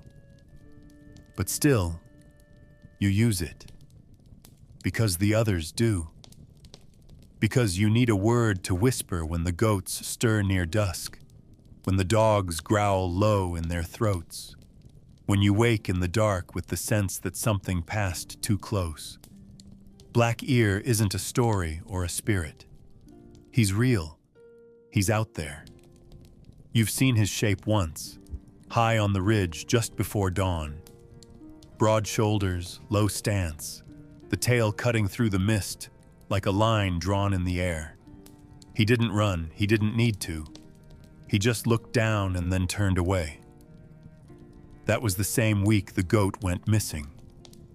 Not a noise, not a trace, and just a patch of flattened grass and a single drop of blood on the stone near the fence. You tried to fix the fence after that, lashed more rope between the stakes, drove the poles deeper, though the ground was frozen half an arm's length down. You set snares, sharpened stakes. The others did too. But none of it felt like defense. It felt like delay. Everyone knows that when Black Ear wants something, he takes it. Not out of hunger, but out of knowledge. He knows who's watching. He knows when you're weak. Once, someone tried to track him. A man from another camp, full of confidence and stories. He never came back. no one searched. Not because they didn't care, but because they already knew. A day later, one of the dogs came limping in, ribs showing, eyes wide. That was the last time anyone tried to find the wolf. Now, people just prepare. They move the kids closer to the yurt. They sleep with a stick near the door. They tie bells to the animals that are still worth saving. It doesn't help, but it makes them feel like they tried. You talk about him in quiet moments, never directly, never with weight. Saw Prince, someone might say, and the others nod. Far side of the hill, another adds. You all understand the code. No one says his name when the fire is strong. That would be disrespect. But when the embers fade and the sky bruises with night, the name comes back in murmurs. Black Ear. Not like a man. Not like a beast. Something between. He doesn't howl, he doesn't need a pack. He moves alone. That's what frightens you most. Not the hunger, not the teeth, but the patience, though. The watching. You've lived near wolves before. You've seen them scatter at noise, flinch from flame. But not him. Black Ear waits. Black Ear learns. And Black Ear returns, always to the place that forgot he was there. Sometimes you wonder what he sees when he looks at your camp. Smoke curling from the holes in the yurts. Children squatting in mud. Animals too thin to fight. Men too tired to shout. He must know, he must feel the slackening of muscle, the weariness of a place that has too many names for cold and not enough for hope. Maybe that's why he keeps coming back. Not for meat, but for proof that even here, something still stirs, still flees, still breathes. You haven't lost anything since the goat. But you know it's coming. The animals grow restless. The air shifts. And sometimes in the early hours you hear a soft crunch on the hillside. The kind that doesn't belong to wind or hooves or human step. You lie still then. You grip the edge of your blanket. You don't wake the others. You just whisper the name into the dark. Not as a prayer, not as a curse, but as a fact. Black Ear is near, and he remembers you. They called it a festival, though it felt more like a task with music. Word spread early, victory in the south, a great triumph, and the camp was to celebrate. But not everyone. Not you. You were told to help with the fire pits, to haul wood from the far side of the clearing, to carry jugs of sour kumis from cart to yurt until your shoulders burned and your mouth tasted like smoke. The warriors would return at midday, their horses dust-covered and proud. The elders would speak, and the meat would be carved thick, dripping with fat. You would not be near that fire. You'd be behind it, moving quietly, refilling trays, scrubbing pots that weren't yours, nodding when told to nod, and stepping aside before your shadow crossed someone more important. That's what celebration means here. A signal that you are needed, but not included. The camp swelled with noise, laughter sharp and foreign. You listened, but didn't laugh. You smiled when they looked at you, not before. The colors were brighter than usual. Red cloth strung between stakes, banners unfurled, the gold thread catching light like something holy. You helped tie those banners, your fingers stiff from the morning cold. One tore and you patched it quickly before anyone noticed. No one thanked you. No one would. That wasn't your role. You were part of the scaffolding, not the structure. Around you, children ran with painted faces, and older boys practiced with dulled blades, reenacting stories they barely understood. You watched them from a distance, hands wrapped in cloth to hide the cuts from the previous day.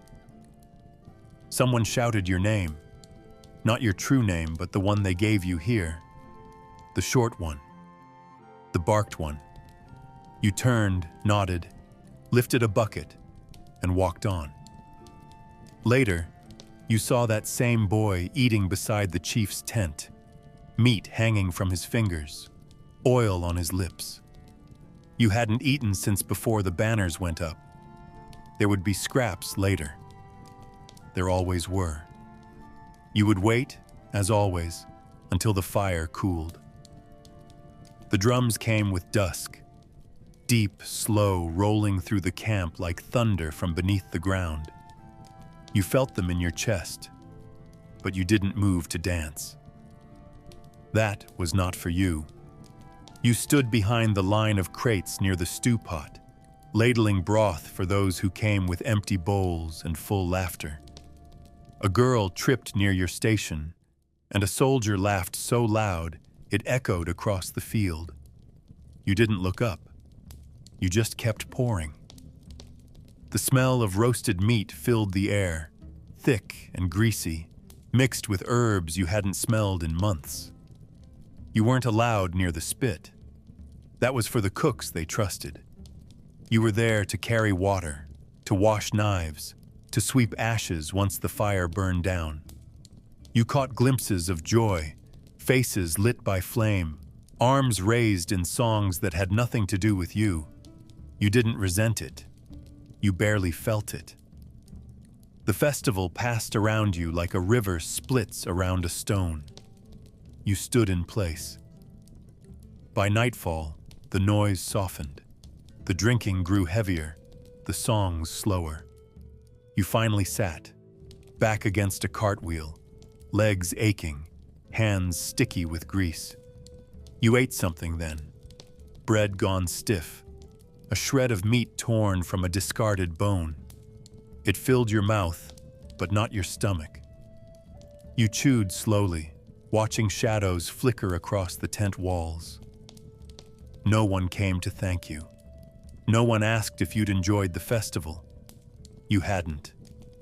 But you were there. You saw the joy, the ceremony, the pride. You carried it all in your arms, on your back, in the cuts across your palms. And when the last fire died, and the drums fell silent, and the warriors lay drunk beneath borrowed blankets, you rose and gathered the bowls, one by one, quietly, carefully. Because the festival wasn't for you, but the aftermath always is. You saw him once, not in a dream, not in a story, but in the flesh, passing through the dust like something both holy and cruel. You were fixing a rope near the edge of the encampment, half kneeling in the mud, your hands rough with ash and horse sweat. There'd been murmurs all morning, extra guards, banners shaken out and tied with trembling fingers, men brushing their cloaks for the first time in months. No one said it aloud, but everyone felt it. Something was about to pass through, something larger than rules, older than names. You didn't ask who. You didn't have to. When the horns sounded, low and slow like distant thunder, the camp stilled. And then he came. Not on a golden chariot, not surrounded by dancers or trumpets, just a small group of riders, quiet, controlled, terrifying in their calm. He was among them. You didn't lift your head. You didn't need to. The air told you enough. From where you crouched, you saw only fragments. The glint of metal shaped like no tool you'd ever touched.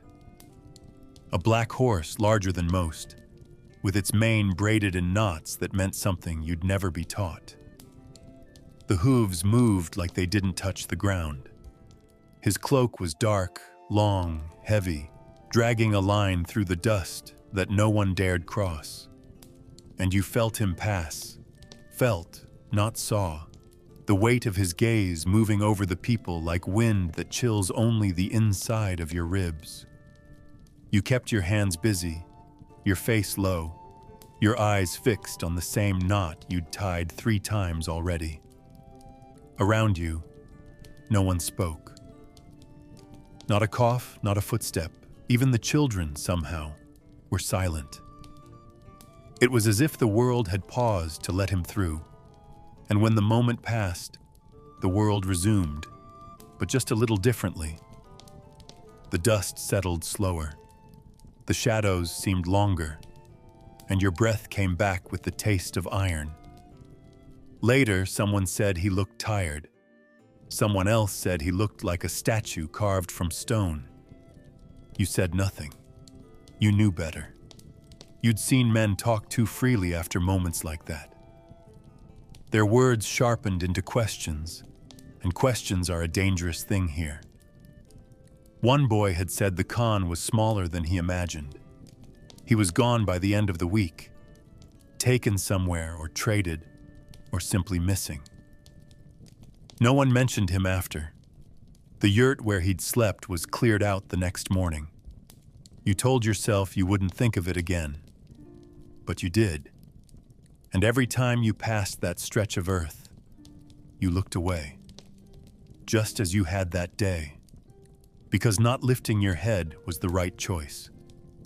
You were not meant to meet his eyes. You were not meant to imagine his thoughts.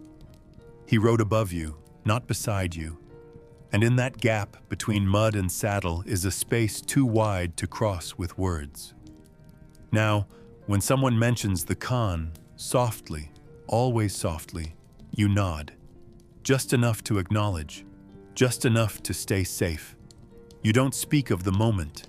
You don't say that you felt something pass through your spine like a line of ice.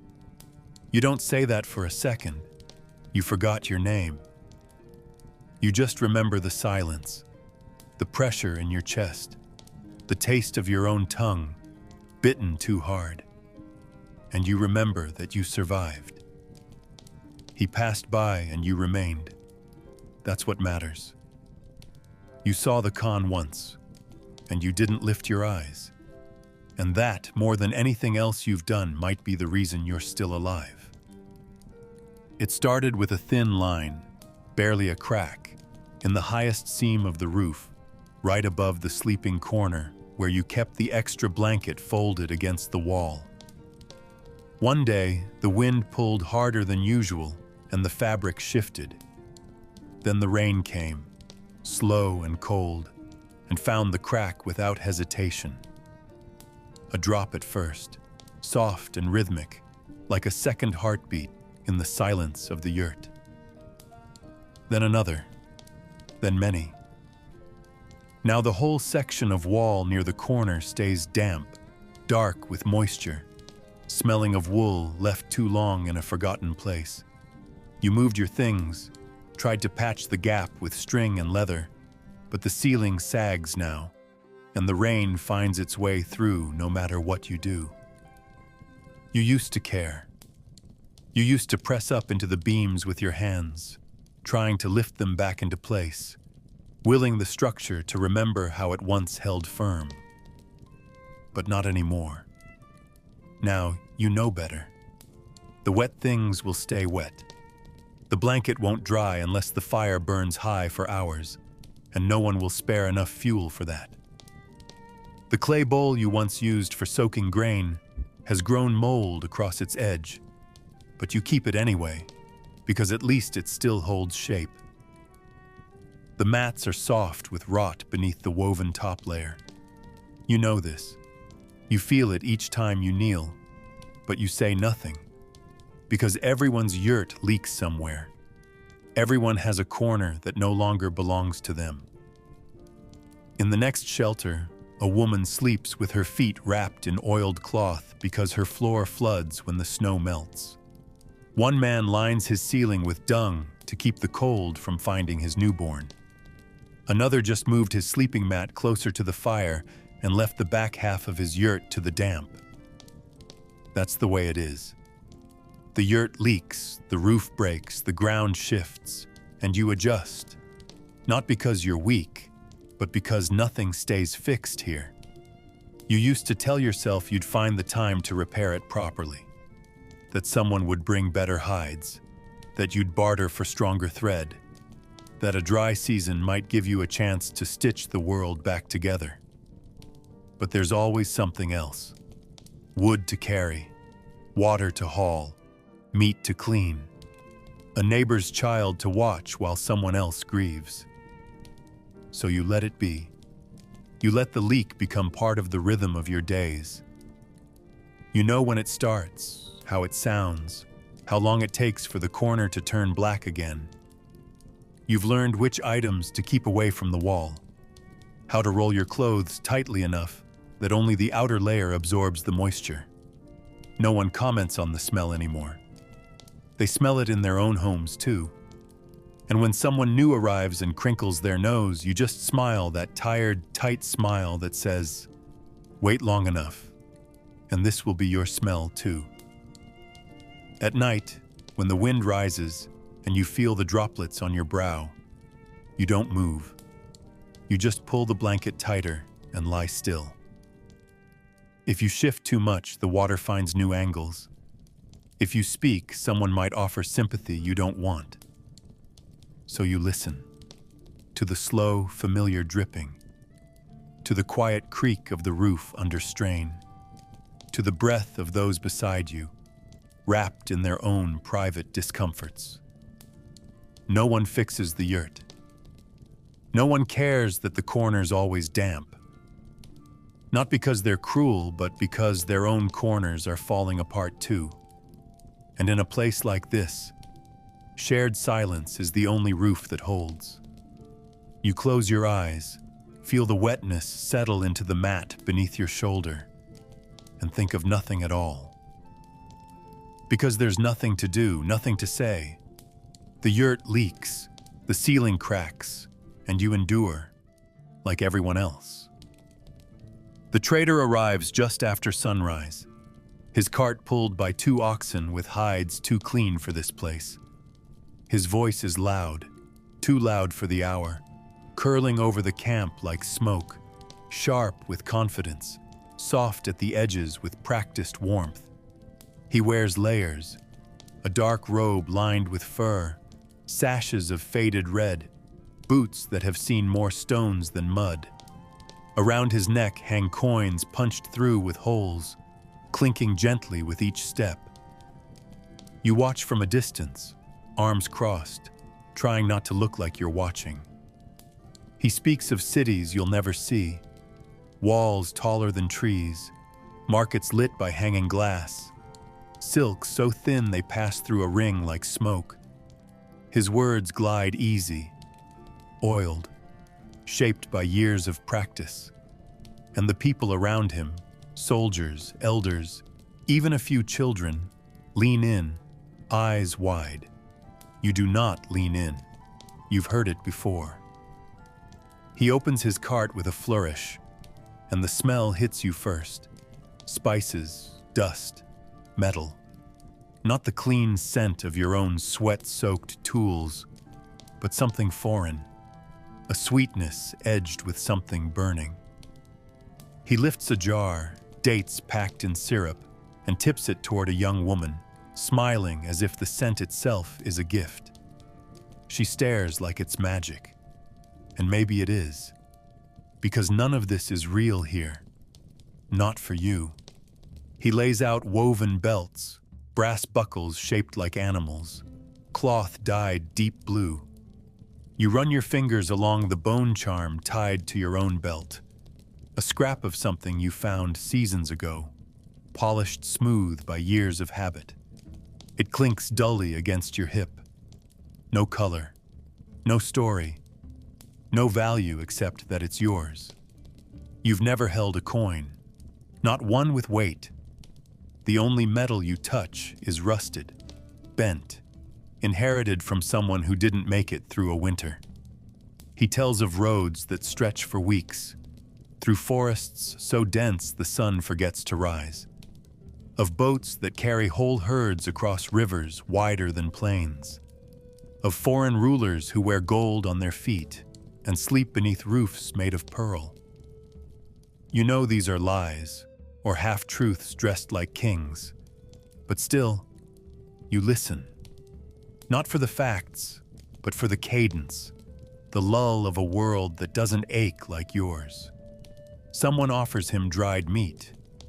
Someone else trades 2 knives for a tin of paint.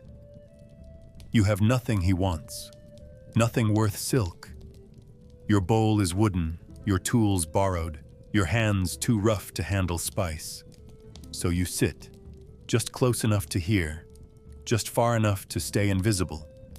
That's your place. Outside the ring, but not out of reach. He never looks at you directly. They never do. You're not a buyer. You're the dust between his wheels. When he leaves, he does so slowly, letting the smell of his cart linger like a fading fire. People follow him with eyes full of wanting. A few wave. One child runs after him and is pulled back by his mother. Then he's gone. Back on the road to places you will never go. The ruts from his cart will last a few days. Then they'll vanish beneath boot prints and goat hooves and rain, and life will settle back into its usual weight. You rise, your knees crack, you glance down at the charm on your belt again, turn it over in your palm. It's not beautiful, it's not foreign, but it's real. You tuck it back beneath your sash and walk toward the work pile, already thinking about the broken bucket, the torn net, the hole in the roof. The trader spoke of a world made of silk and song. You walk through one made of rope and bone, and between the two there's only distance, nothing else, just distance. You were speaking when it happened, not loudly, not insistently, just a thought, half-formed, drifting out into the space between tasks. Something about the roof or the salt, or maybe the way the wind had changed in the night. You don't remember. No one listened. They weren't angry, just distracted. One woman turned her head. One man paused for a moment, then kept sorting rope. You might have gone on, but then came the sound, sharp, uneven, a bleating caught halfway between pain and surprise. The goat. The small black one that had been swelling for days, belly dragging, eyes wide with the pressure of what lived inside her. The yurt emptied before your words could even finish dying. Hands brushed past your shoulder. Feet pounded the trampled dirt. Someone shouted for water. Someone else for rags. You stood there, still holding the pot you'd meant to set down, watching their backs. And then you stopped speaking altogether. Because what you said never mattered. What she carried did. They gathered around her like heat, like gravity, knees pressed to straw, palms slick with birth water. The goat was on her side, heaving, legs twitching. A child was sent running for the old midwife, though she only delivered humans. Someone poured water over the goat's haunches. Someone else whispered to the sky, asking for an easy birth. You watched from a distance, hands still dry, body still useful, but no one called your name. You could have left. No one would have noticed. But you stayed. Because this was what attention looked like. This was what urgency sounded like. A creature with 4 legs and no words, and still she held more of their hearts than you ever had. A scream escaped her, shrill, wet, alive, and still no one flinched. They leaned closer. You'd seen a child fall 2 days ago, head striking rock. He cried for 10 minutes. No one came. But the goat cried once, and the whole camp bent toward her. When the kid finally came, it came fast, slick and small, a clump of limbs and shivers. Cheers went up, soft but real. Someone laughed. Someone wept. The air felt warm for a moment, even though the wind still bit through the gaps in the yurt wall. The kid twitched, sneezed, blinked at the new world. And in that blink, you saw your own smallness, not in bitterness, just recognition. You could disappear tomorrow, and they would fold your mat, burn your coat, and move on. But if the goat had died, if the milk had stopped, if the kid hadn't taken its first breath, there would have been real loss. Not of a person, but of a function, of a future. Milk meant strength. Cheese meant trade. Life meant life. You meant labor. They already had labor, and labor could be replaced. After the goat was cleaned and the kid was standing, they wrapped her in blankets like a woman who'd survived battle. She was placed near the fire, given grain and water sweeter than what you drank last night. People returned to their chores with light in their faces. You said nothing. You hadn't moved. You still held the pot. No one asked what you'd been saying before. No one remembered that you'd been speaking. You set the pot down. You rolled your sleeves. You joined the tasks again, silent, not in protest, but in understanding. The goat was more valuable than your thoughts, not because you were less human, but because here value is measured in milk and meat and motion. Words are extra, ideas are wind, and you are useful when moving, not when thinking, not when talking. So you work, you listen, and when you speak, you do it quietly, to yourself, to the dirt, to the goat, who never answers, but is always heard. He kicks you in the thigh, just above the knee, where the bruise will spread wide and deep, and no one will see it under your robes. He doesn't say anything, just kicks, then stands there, waiting for your reaction. He's 10, maybe 11, his hair clean, his boots polished, his hands too soft to have ever pulled a rope or skinned a rabbit. His father is the commander of this division, or maybe just the cousin of one, important enough that no one tells the boy to stop, not even when he slaps the dogs or spits into the stew pot. You look at him not with anger, but with that quiet, hollow patience you've learned from years of being stepped around. Your mouth doesn't move. Your hands stay at your sides. The boy smirks, then kicks again, lighter this time, like testing the limits of a toy. You say nothing. That's the rule. You're twice his height, 4 times his age, but you are beneath him. That is also the rule. You could grab his ankle. You could speak. You could raise your voice, call out, shame him, but what would follow wouldn't be justice. It would be correction of you, of your tone, of your place. You've seen what happens when someone forgets the ladder here. A woman who slapped a soldier's son when he stole her bread had her hands tied behind her back for 2 days. Another man who cursed near an officer's tent was sent to dig latrines outside the camp until his back gave out and he couldn't stand. No one defended them. No one even whispered support. Because everyone knows, survival here is not just silence. It's performance. It's the art of swallowing yourself inch by inch until there's nothing left but muscle and nodding. So you shift your legs slightly, just enough to make the next kick slide off your shin. He notices, laughs, runs off to chase a goat with a stick. You exhale slowly. The pain blooms. You don't rub it. Later, you return to your work, tying bundles of firewood, mending the cracked frame of a cartwheel. Your hands move automatically, but your leg throbs with each motion, a dull pulse beneath the skin like a second heartbeat. No one asks what happened. A few might have seen. A few might pretend they didn't. You notice how some turn their eyes when the boy passes, how even grown men give him room. It's not because they're afraid of him. It's because they're afraid of being noticed by the wrong eyes. He carries power not because he earned it, but because power spills over.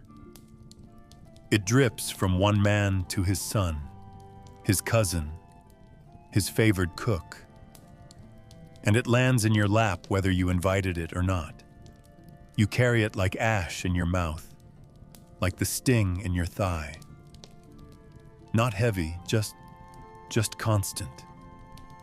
Just enough to remind you that even a child can step on you and be right.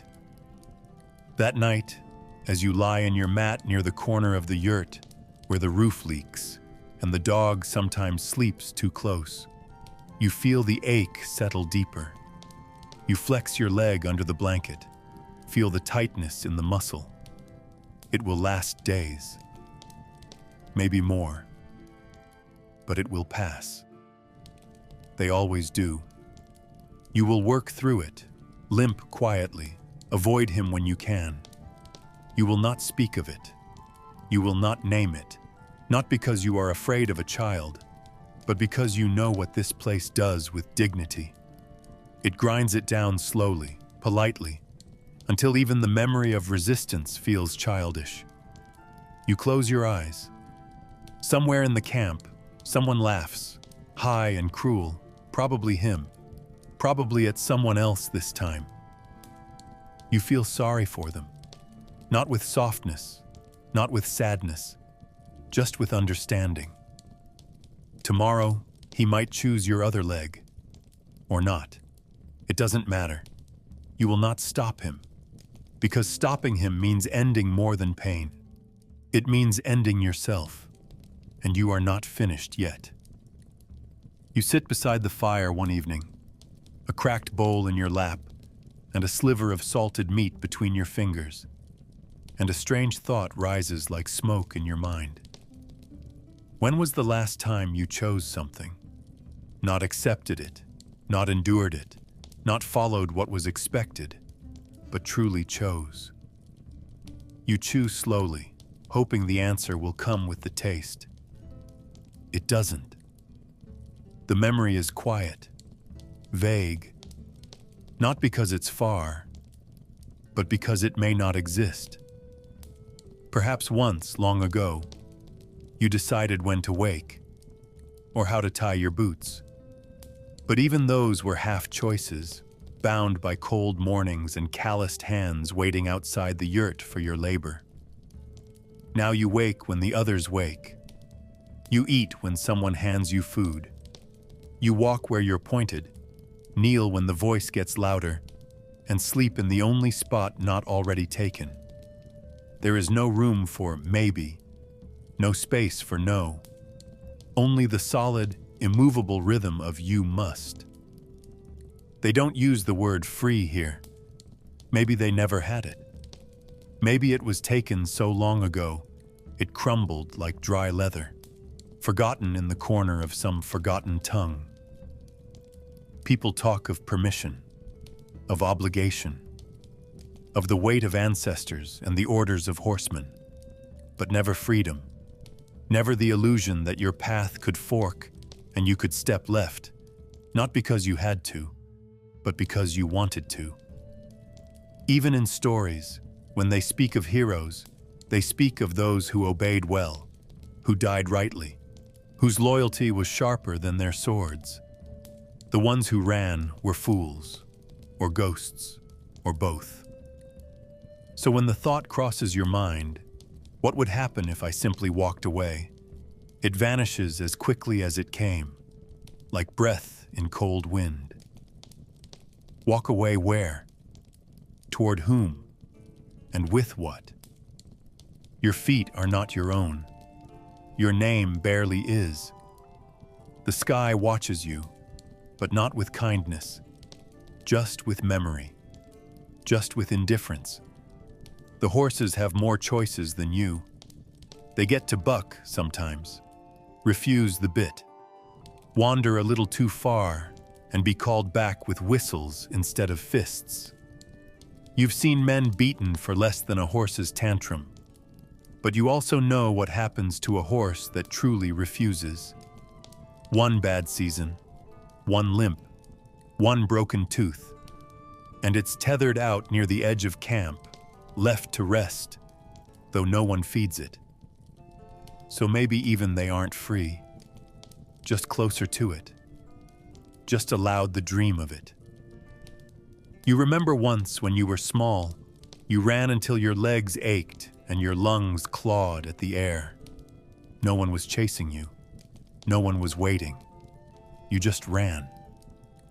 That might have been freedom. That, or madness. But either way, it's not something you can do now. Not here. Not with this body, this place, this quiet code that everyone knows but no one speaks. You stay where you're meant to stay, because anything else is dangerous and selfish and unforgivable.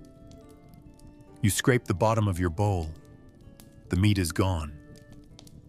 The thought lingers, not sharp anymore, just heavy, like a stone tucked in your chest. You glance around the fire. No one notices you. No one ever really does. You are not a man with choices. You are a man who works and sleeps and nods when the told. The kind they forget when recounting the battle. The kind who isn't missed when rations come up short. You rise, bones creaking. The sky above is wide and endless, but even the stars feel owned, named by someone else, promised to someone else. You shuffle to your mat. You lie down on your side. You do not dream, because even your dreams are not free. They are shaped by need, by fear, by hunger. And when morning comes, you will rise without question. Not because you are strong, not because you are brave, but because you have forgotten how to do anything else. And maybe, just maybe, that forgetting is what keeps you alive. It started as a dull throb, barely noticeable, just a shadow behind your back teeth. Easy to ignore when the wind stung your cheeks or your hands cracked from hauling ice-covered rope. You thought it would pass. Everything else did. Blisters healed. Rashes faded. Even grief lost its edge eventually.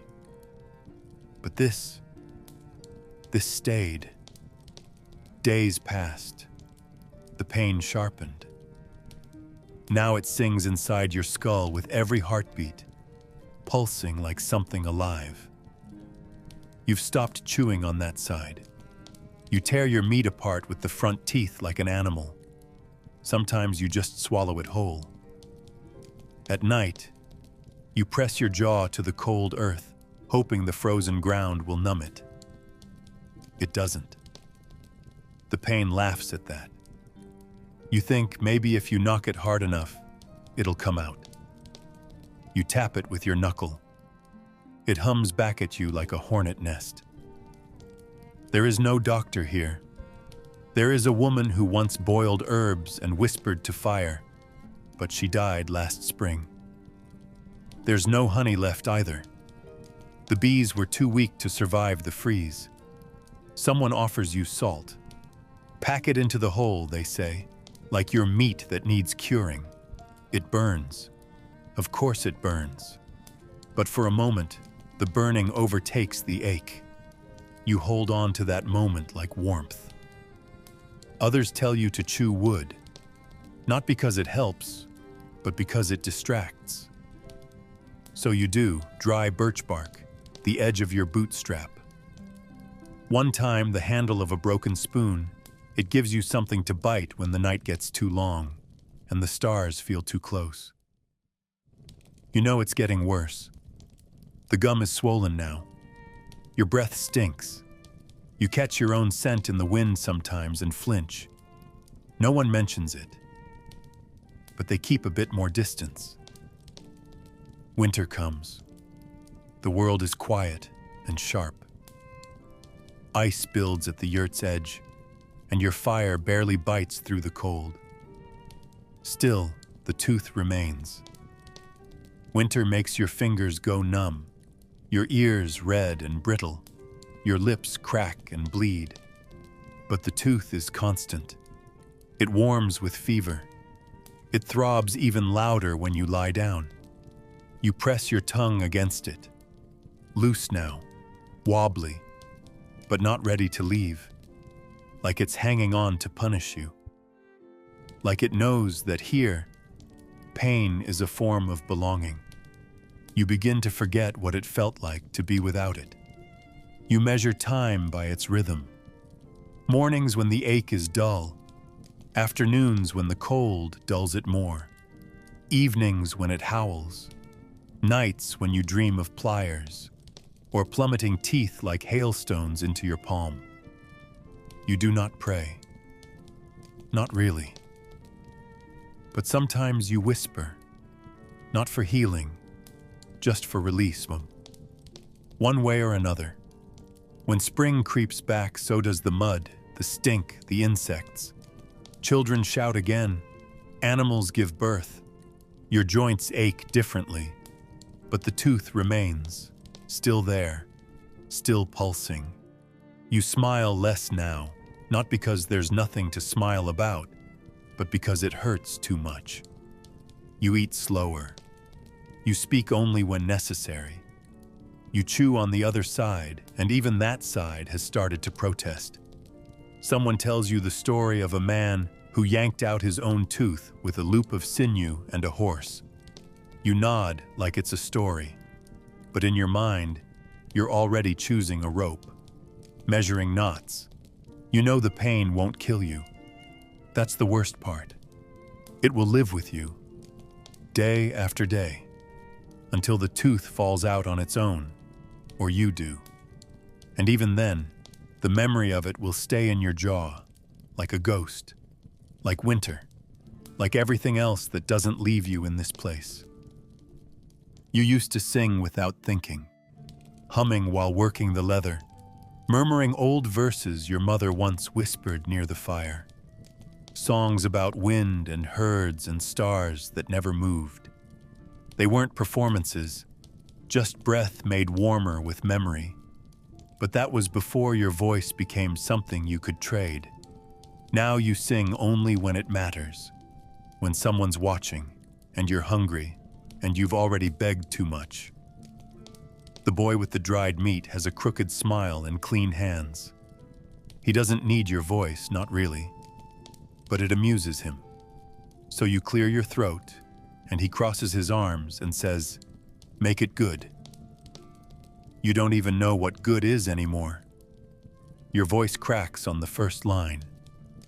The air is dry. Your throat is tight. But you keep going.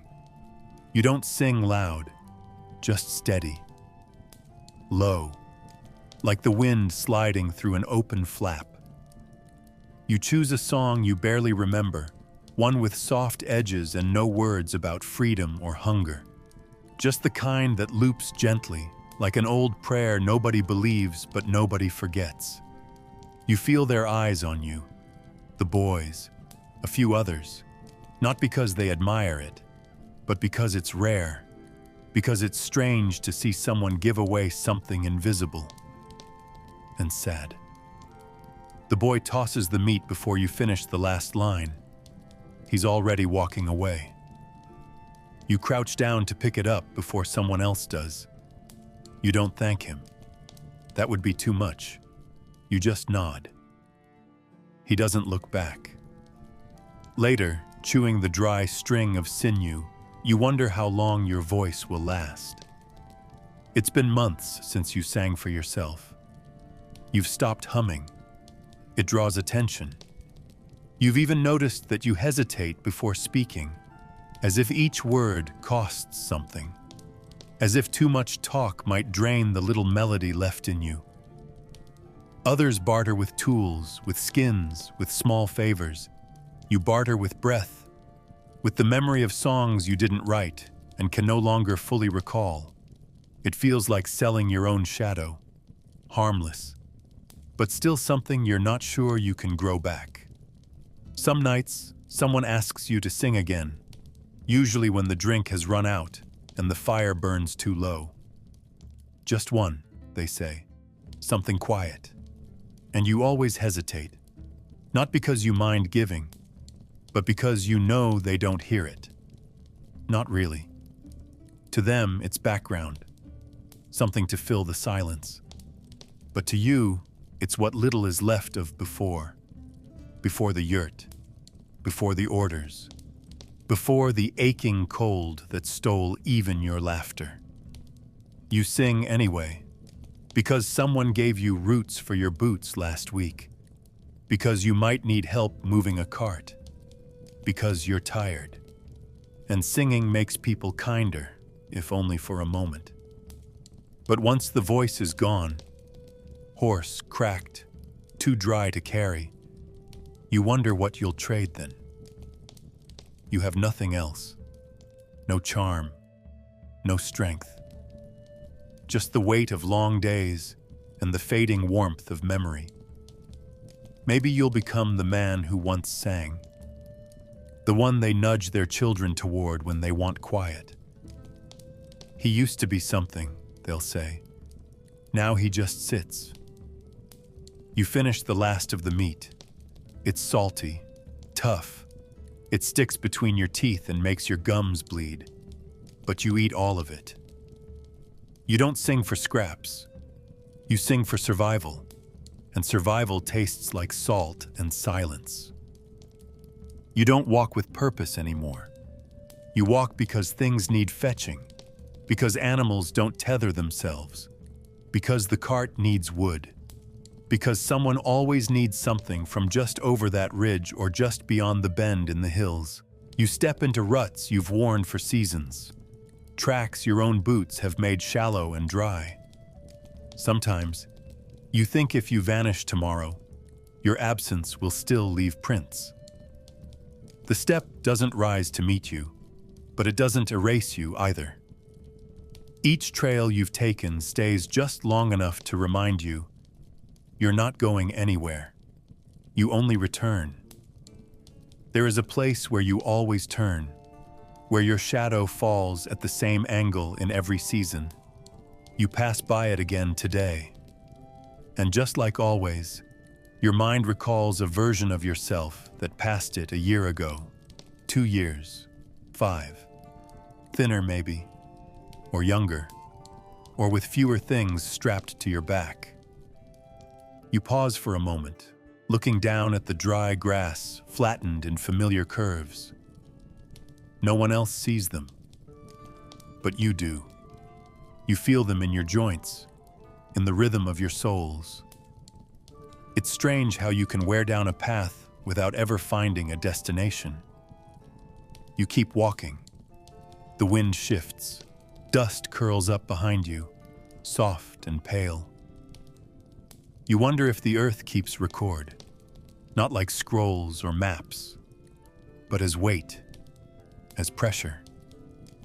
The ground remembers who moved through it, the places where someone fell, where blood soaked down and vanished, where laughter once rang for a moment and then never came back.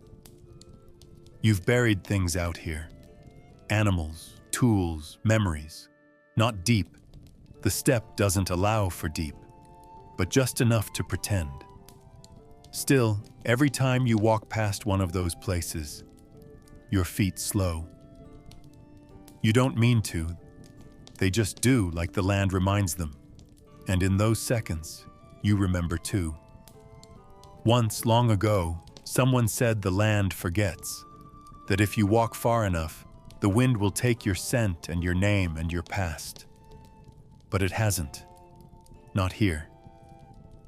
The step is too wide to hold secrets, but not wide enough to let them go.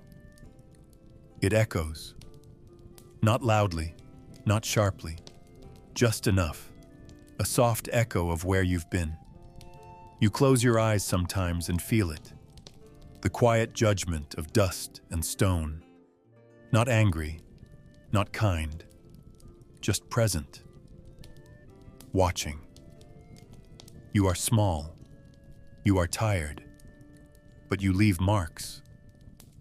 And no matter how much the world changes, those marks settle into the skin of the land. They don't rise again, but they never quite disappear. He came with the dusk, when the sky was already bruised and the goats too tired to bleat. A stranger, but not unfamiliar. His clothes bore dust from the east. His horse carried wear, but no hunger. And he wore the kind of silence that made others step aside without thinking. You watched him from the doorway of your yurt, arms folded, not from strength, but to hide how thin they've become. He didn't ask to enter. No one does anymore. He sat near the fire, where the light barely reached, and someone handed him dried milk without a word. That's how it goes. Hospitality is not kindness. It's survival. A ritual of giving so you're not the one taken from first. He stayed only an hour, maybe less. Long enough to eat, to listen to your cousin talk too loudly about a mare that foaled early. Long enough to warm his hands and nod once at your eldest. He didn't speak much. His eyes did more. Moving from corner to corner, from pouch to sack. You saw him noticing, measuring. Not with greed. No, worse than that. With certainty. And when he rose, brushing off the cloak that smelled faintly of foreign spices, no one stopped him. He nodded again, polite, and walked into the cold. The flap closed behind him with barely a whisper. And it wasn't until later, when the fire had shrunk and the silence returned, that you saw what was missing. It wasn't much. A curved bone needle your wife used for stitching boots, a strip of fermented curd you were saving for trade, and a small wooden figure, worn smooth by your own fingers, something your father had carved before he stopped carving altogether. Gone. Not stolen. Just gone. Taken, like wind lifting ash. And no one had seen it happen, or no one would say they had. You felt your hands tighten, then loosen. You knew better than to raise your voice. What could you do? Track him down? Demand its return? Ask a favor of a man who had no need for your name? He didn't steal it. He claimed it. Because he could. Because the balance of weight in this world favors those with horses, not those with memories. You said nothing, even to your wife. She noticed, of course. She always does. Her eyes lingered on the corner where the needle used to hang, then flicked toward the door. She didn't speak either. What could be said? That sometimes the cost of peace is silence? That being left alive means accepting these small, quiet erasures? You rolled the bedding out with a little more force than needed. But you didn't curse. You didn't grieve. Just lay down, facing away from the fire, listening to its last embers crackle with indifference. And outside, the wind blew soft over the step, as if nothing had happened at all. You don't notice the moment your eyes open. There's no shock of light, no sudden realization that sleep has ended. It's slower than that, like breath filling an old skin. The smoke from the fire has long since faded, replaced by the faint scent of ash and wool and yesterday's sweat. You shift slightly under the rough blanket, your shoulder pressing against a knot in the mat beneath you, And that alone is enough to prove you're still here. Still heavy. Still breathing. There's no sound beyond the distant stir of animals and the quiet creak of something expanding in the cold. No voices. Not yet, just the hush of a world that hasn't remembered you again. You don't rise quickly. There's no urgency, no trumpet of purpose or task already waiting. But your body knows the rhythm even if your mind protests. You swing one leg out, then the other. The ground is hard and cold and familiar. You stretch slowly, joints cracking like dry branches, and rub the sleep from your face with fingers too coarse to feel much softness. You don't wonder why. You don't question what today will bring. The questions stopped mattering long ago. Now there's only this, the act of standing, the simple, stupid miracle of uprightness, of lungs that still take in air and hands that still know how to grip. It isn't gratitude. It isn't joy. It's just continuation. And that's enough. Someone mumbles in the corner. One of the children half awake. Your wife stirs beside them but doesn't speak. She hasn't in days. You don't blame her. Words come less easily now. They scatter like birds before you can catch them. You move toward the door, your knees aching in a familiar way, and duck out into the bitter morning. The sky is the same dull bruise as yesterday. You step into it anyway. There's work to be done, but no one will announce it. No one will thank you for it. The animals need feeding. The firewood needs checking. The tools, such as they are, need tending. And through all of it, your thoughts stay small. Manageable. Breathe in. Walk there. Pick that up, breathe out. Sometimes, when you catch your reflection in the side of a metal pot or a pool of still water, you see a stranger, older than you remember, more hollow around the eyes, less sure of his own outline. You stare for a moment, then look away. It's easier that way. The step doesn't care what you used to be. It only asks that you remain. And so you do, not because it makes sense, not because there's a reward, but because you haven't left yet. Because your feet still find the ground. Because your name, whatever weight it holds, hasn't been forgotten by the wind. You woke again, that's all. And for today, like so many days before, that will have to be enough. And so, this is what it meant to live under Genghis Khan, not as a warrior or legend, but as someone forgotten in the dust between battles. Not for glory, not for freedom, just for breath and the quiet act of surviving. Sleep well now. You don't have to endure it tonight.